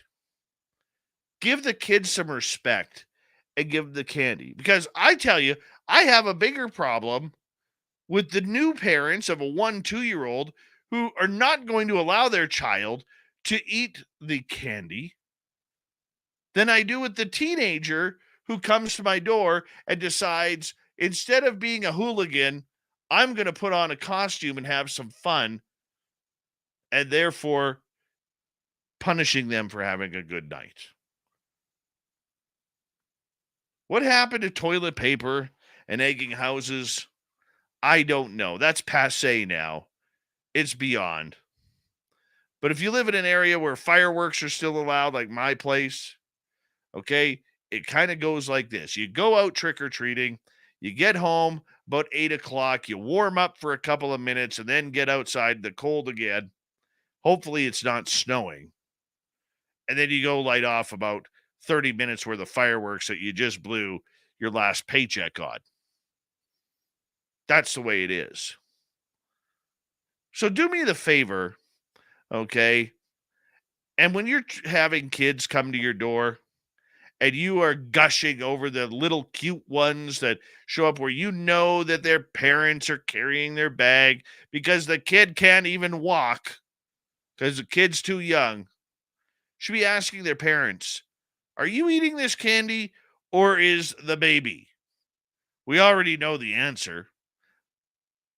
But to me, I don't really care. 1 year old, 20 years old, 30 years old, 40 years old. You got a costume, you come to Dave's house, you're getting some candy. That's the way it works. Okay? And if your costume's really good, I might dig into Davey's liquor cabinet to pour you a proper drink rather than having to deal with a chocolate bar or a sucker. Yeah, little shot of tequila never hurts anybody around Halloween, especially if you're walking around the neighborhood. Or one of them nice warm spiced coffees. That's always good. And here's the other thing about Halloween that I want to forewarn you about. I don't know if I buy this whole the veil is thinner stuff. Okay, even I have my limitations on the woo. Okay, I do. I hate to say that, but there is some woo that I just do not understand or maybe appreciate enough. But if you're one of these, people where every month or every October you bring out the old Ouija board or grandma's tarot cards, be careful with what you're doing. You don't need old Beelzebub coming to the house and destroying things because you forgot to close the door to the other side. Yep, there's a lot of Halloween tough people out there when it comes to the paranormal world. Everybody wants to get scared. Everybody wants to have an experience. Everybody wants to say they got a new story for the following year. But they don't know what the hell they're doing. Look, this is real stuff here. You don't have to believe it, okay? You may think it's all hokey. You may think that it's all fake. You may be out there thinking that, hey, Parker Brothers made this damn board. But be careful. There's reality to messing around with the paranormal. I almost said another bad word there. Okay?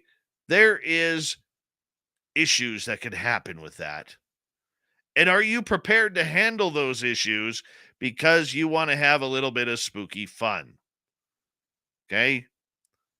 It's not worth it. If you don't know what you're doing with the paranormal, don't mess around with it. It's not something that is kosher to those of us who actually have to deal with hauntings on a daily, weekly, or monthly basis. It does happen that way. I've been attacked by ghosts. It isn't fun. It isn't fun when you all of a sudden lose control of your body and you are dry heaving because you cannot barely breathe because some spirit is attached to you. It's not a good feeling when spirit is upset with you or something that somebody has done around you and takes it out on you because they know all too well. They do. And they don't care. If those spirits know their own powers on the other side, they really do not care whether or not you or anybody else is going to be affected by them. All they know is they're going to attack and they're going to get pissed off and they're going to do something about it. Talk about ghosts yelling at you. Get off my lawn. My goodness. Take the paranormal seriously. Don't care if you're skeptic or whether you're a believer. Don't go running around graveyards. Okay, number one, that's for the dead. Keep their places nice. Don't go pushing over headstones, trying to get spirits acting up, because that's just classless. If you want to find ghosts, guess what? I'm going to give you a big hint. They're everywhere. They're not just in a cemetery. They're not in an abandoned building that's behind a fence that you got to break into. Okay? They're not in your museum. Well, they are in your museum, but you don't have to go to your museum. You don't have to go to a building that looks freaky or creepy. You don't have to find the local witch to take you through a seance. You can find ghosts anywhere. But before you find them ghosts and you decide that you're going to take this amateur ghost hunting a little bit further, do you know the consequences? Do you know how to take a spirit out of yourself if it attaches to you? Okay? This is why I give paranormal teams such a hard time. Because believe it or not, the majority of them don't know anything. And then when they get freaked out or overwhelmed because they're in way over their head, they run away. And they never come back. Yep, the paranormal is filled with people. And this is the type of year and time of year where all of a sudden everybody becomes a paranormal expert. The paranormal is real. Once again, I know I've said that a couple times before. You have to be able to treat it with some respect. It's that fine respect that you have for those who are on the other side or those in another dimension that is going to tell you whether or not you're going to be safe. Would you run into the middle of a tornado? A category 5? Well, it's the same thing. You don't know what you're dealing with the paranormal. I would say a tornado would be safer. Now, that's a long shot. But nonetheless, if you are willing to mess with a tornado and jump into it, then you might as well jump full speed into the whole area of ghost hunting. Look, I'm not trying to scare you away from this topic. Ghost hunting can be fun if you take it seriously, but not overtly seriously, where you actually think that you're going to solve none of life's mysteries. Oh my God, a ghost communicated with me. We've got evidence. What are we doing with that evidence? Nothing. Because that's all ghost teams ever do with their evidence. Nothing. Such a disappointing world. Look, I like ghost hunting. It's fun. It's great when you get answers. It's great when you get a little spooked out at times. It's great when you see things move or hear voices that shouldn't be there. It's a lot of fun. I really enjoy it. You can enjoy it too, as long as you know how to control your environment. Learn to control how to be safe. So if you're thinking about doing ghost hunting this year, or you think you want to give yourself a different adventure because, well, it is the month of Halloween, whether you believe in it or not, try and be safe out there and learn the safety protocol so you don't get hurt. And damn it, give those teenagers candy at your door when they come and say trick or treat. And that is your Dave 101 for this week.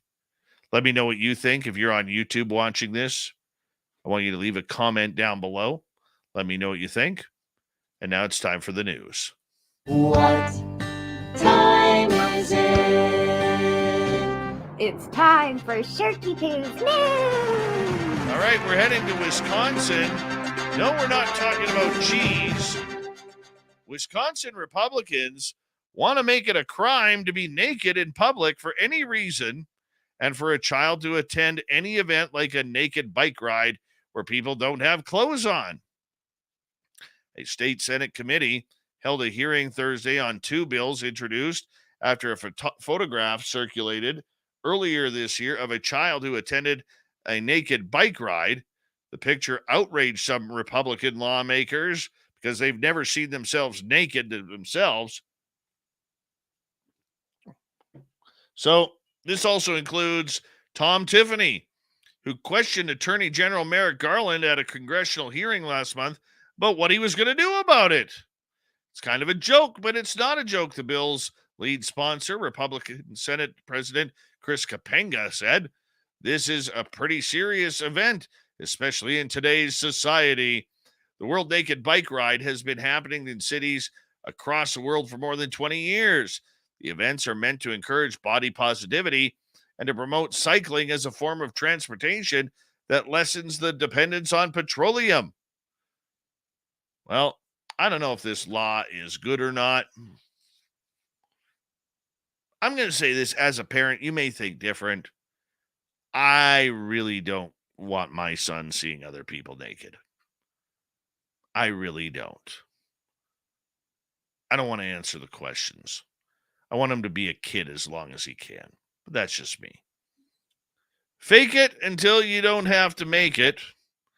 Female frogs apparently are going into drastic measures to escape unwanted attention from aroused male counterparts looking to breed. This all comes in a new study, and the savvy amphibians are apparently faking their deaths to avoid particular sexual interactions. Dr. Carolyn Dietrich, who co-authored the study of importance of whether or not frogs are getting laid or not, because that makes a difference in society, says it was previously thought that females were unable to choose or defend themselves against this male coercion. Feel like I'm being mansplained here about frog sex. She goes on to say, the study that was published in the Royal Society of Open Science explains female European common frogs have to deal with an explosive mating event and may not be as passive as helpless as previously thought. In other words, let the lady frogs play bingo. They're not interested in the frog male hormones. The researchers initially attempted to determine whether male frogs prefer a particular female body size, specifically whether they were opted for females with bigger bodies, because frogs like big butts, so they cannot lie. To other frogs, they can't deny. Like so many men, Male frogs were not discerning and welcomed any and all females, no matter the size. Good for them. Good for them. Absolutely no lack of testosterone there. I'm just going to cut this story off right here. Why are we wasting money on crap like this? Seriously.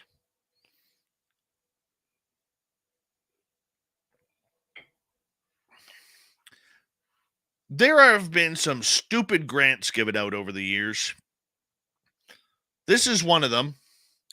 Reminds me of the other one in the U.S. somewhere a few years ago, where they got a $300,000 grant for this university to see how mountain lions react while walking on a treadmill.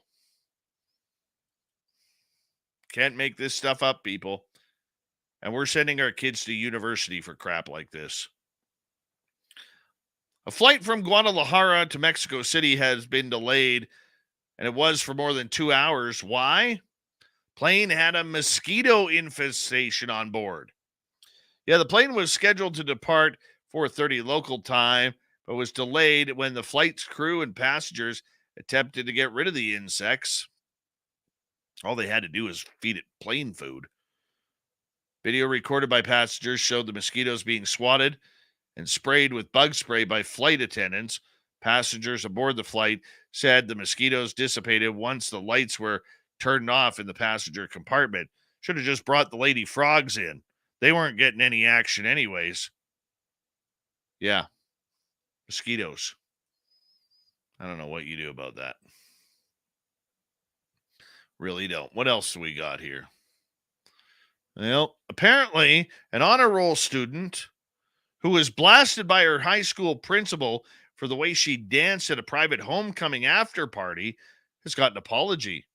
17-year-old Kaylee Timonette, senior at Walker High School in Louisiana, was punished by her principal after he saw a video online of her having a good time at a party after the school's homecoming dance.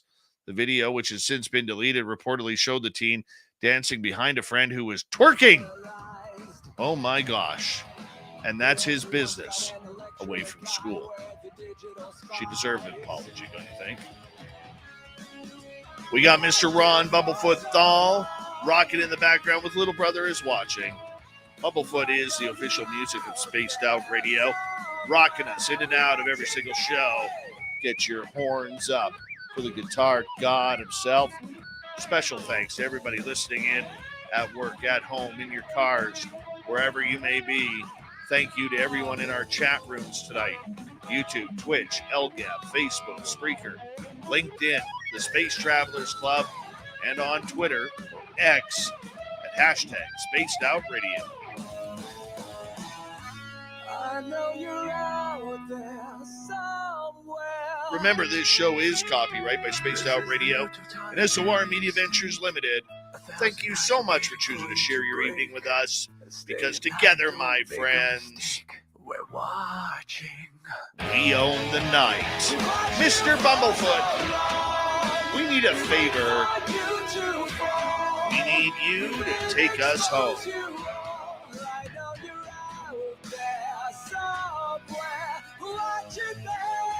Yes, the Woo train has docked for the night. But soon, my friends, we shall ride again. Seats are always available. Your tickets never expire. And if you want to bring a friend, we got room for them too. Good night.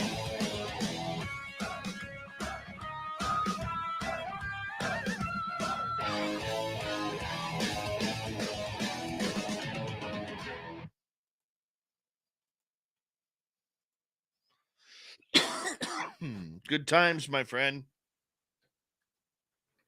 Good times. My God, is it hot in the studio here? Brutal hot. Like sweating. Sweating, I tell you. Sweating.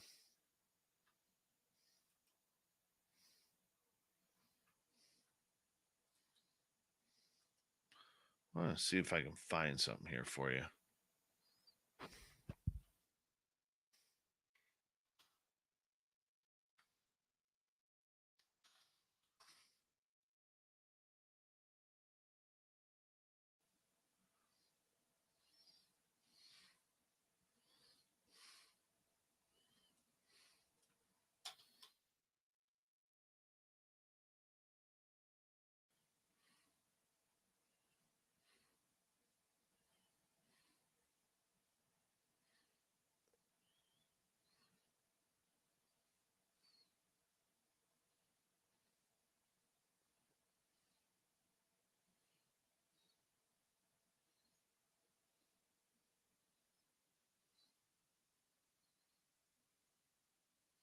I'll have to find that study, but tonight won't be the night.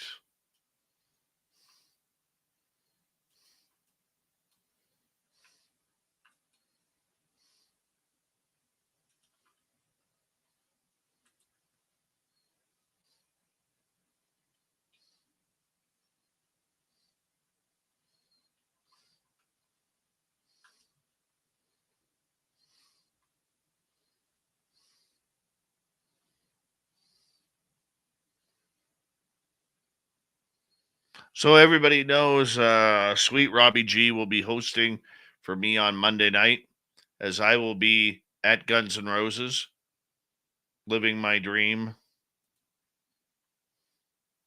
It's an all about me night, just so you all know.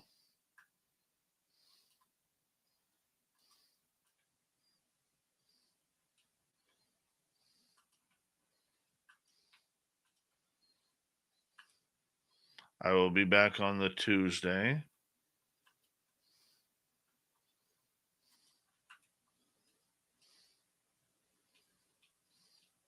Tomorrow night on the show, Filthy got us a good one.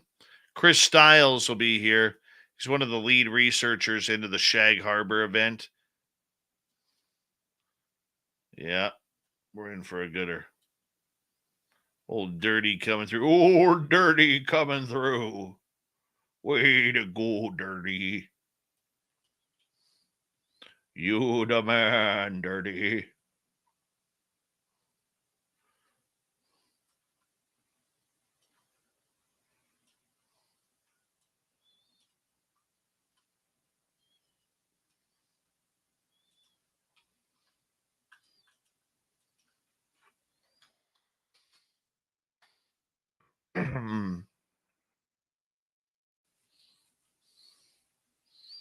Welcome to the jungle. We got fun and games. That's usually number 3 song that they sing on this tour. They open up with It's So Easy. Then they usually go to Mr. Brownstone. And then Welcome to the Jungle.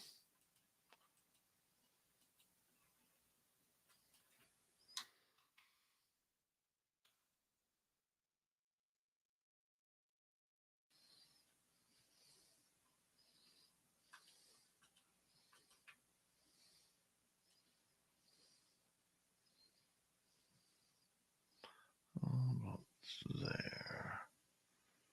About there.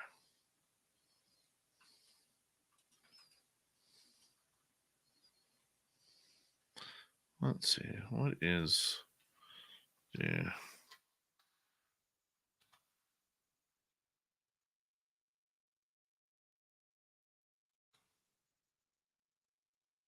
Let's see.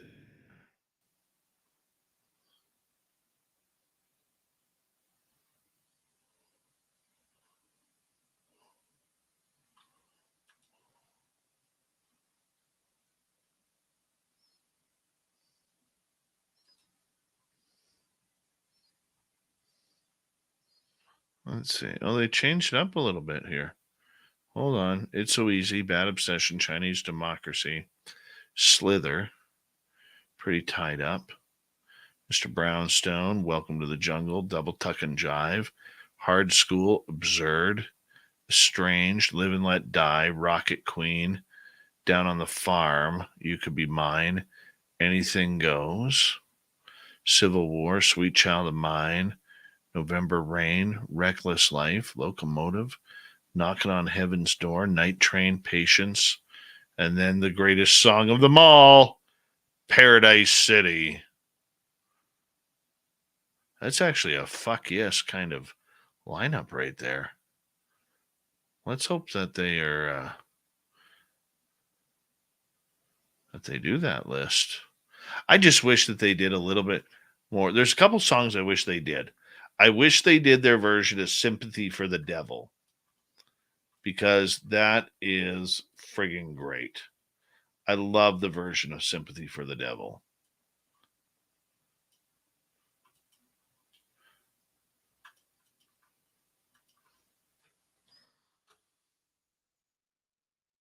I also wish, and I know why they don't, but I also wish they played more off the Chinese Democracy album. To me, that's their number 2 album ever. It is amazing, but Slash cannot play the Chinese Democracy type of guitar. It's not his style.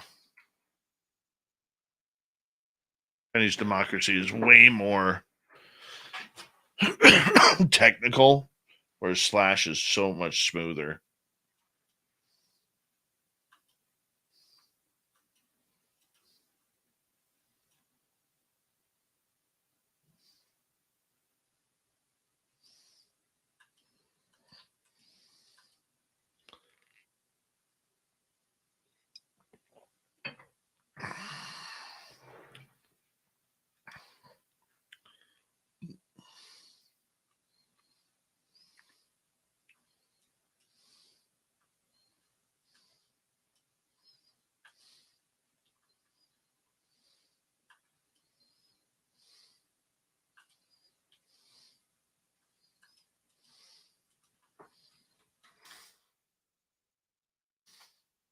Hey, Dino Bravo, how you doing?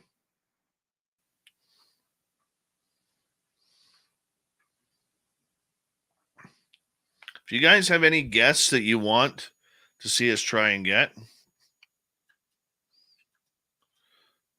email bookings at spacedoutradio.com.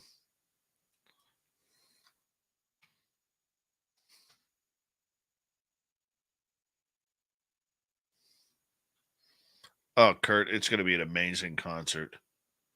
I'm so excited for my boy to see them. It's funny, I don't really want to go to any concerts without my son. I want him to have that experience.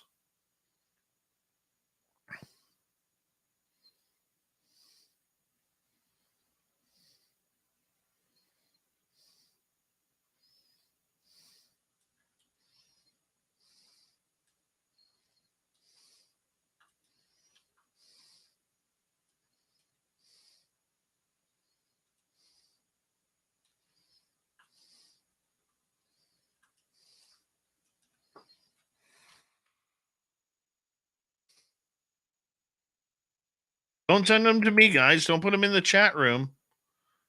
Put email bookings at spacedoutradio.com.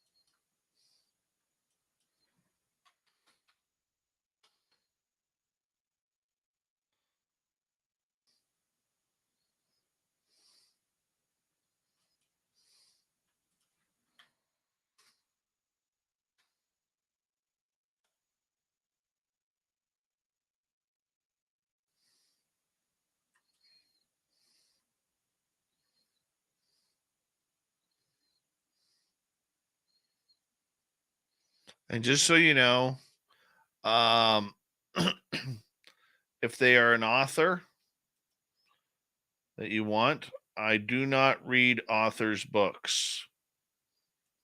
And they have to fall into a category of what we talk about.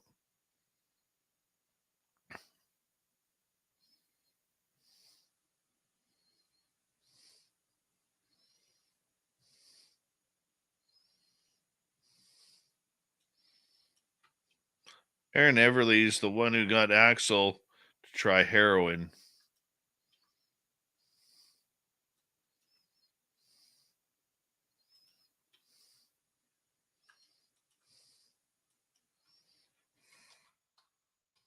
I believe.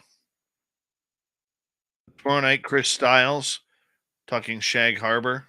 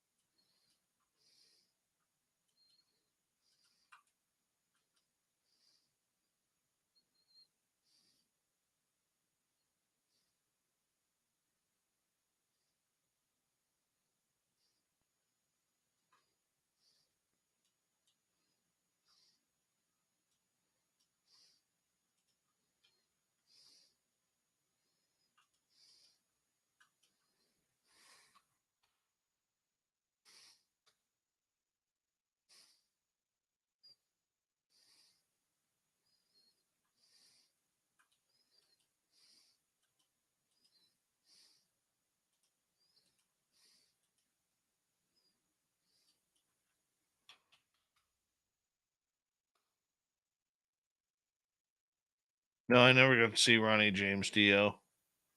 Was never a big Dio fan.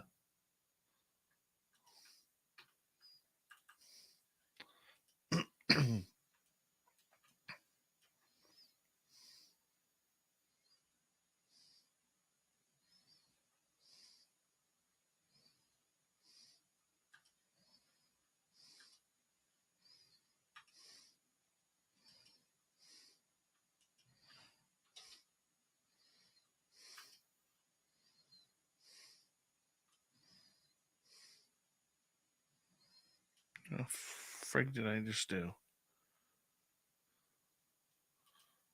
Crap. Give me a second.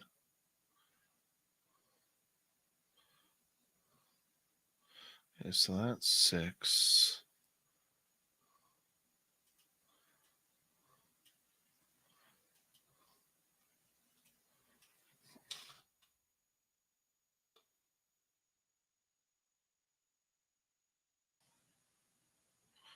So that's 6.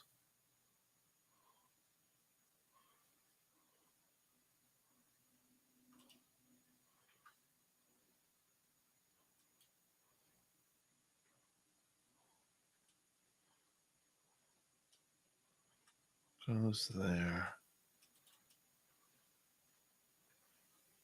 Cancel.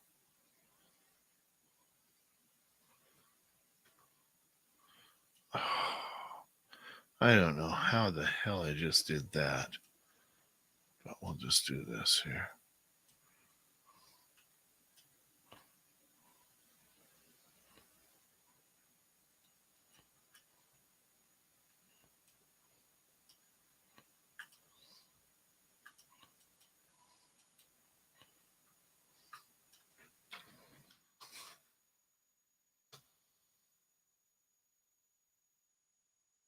There we go. Now we'll close that up. Now we'll go like this. It's amazing how one little snafu can just throw a wrench into everything. Everything, I tell you. Everything.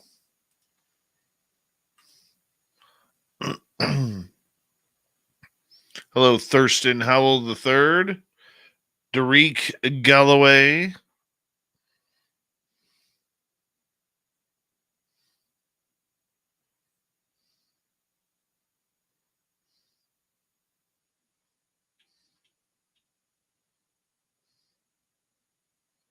Allison Chains is opening up with him.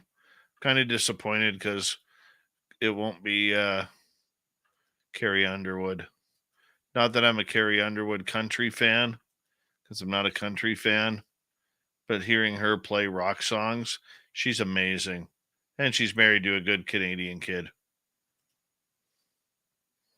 All right, big time tonight. Thank you, Shaq, Jenny, Cat Chaser, Kira, and Bones for the great super chats. Tomorrow night on the show, we have Chris Stiles. We'll be talking the Shag Harbor. And for all of you, we'll see you tomorrow night. Don't forget to tell a friend. Give us a thumbs up, thumbs down, thumbs sideways. Leave a comment after the show. We'll talk to you later.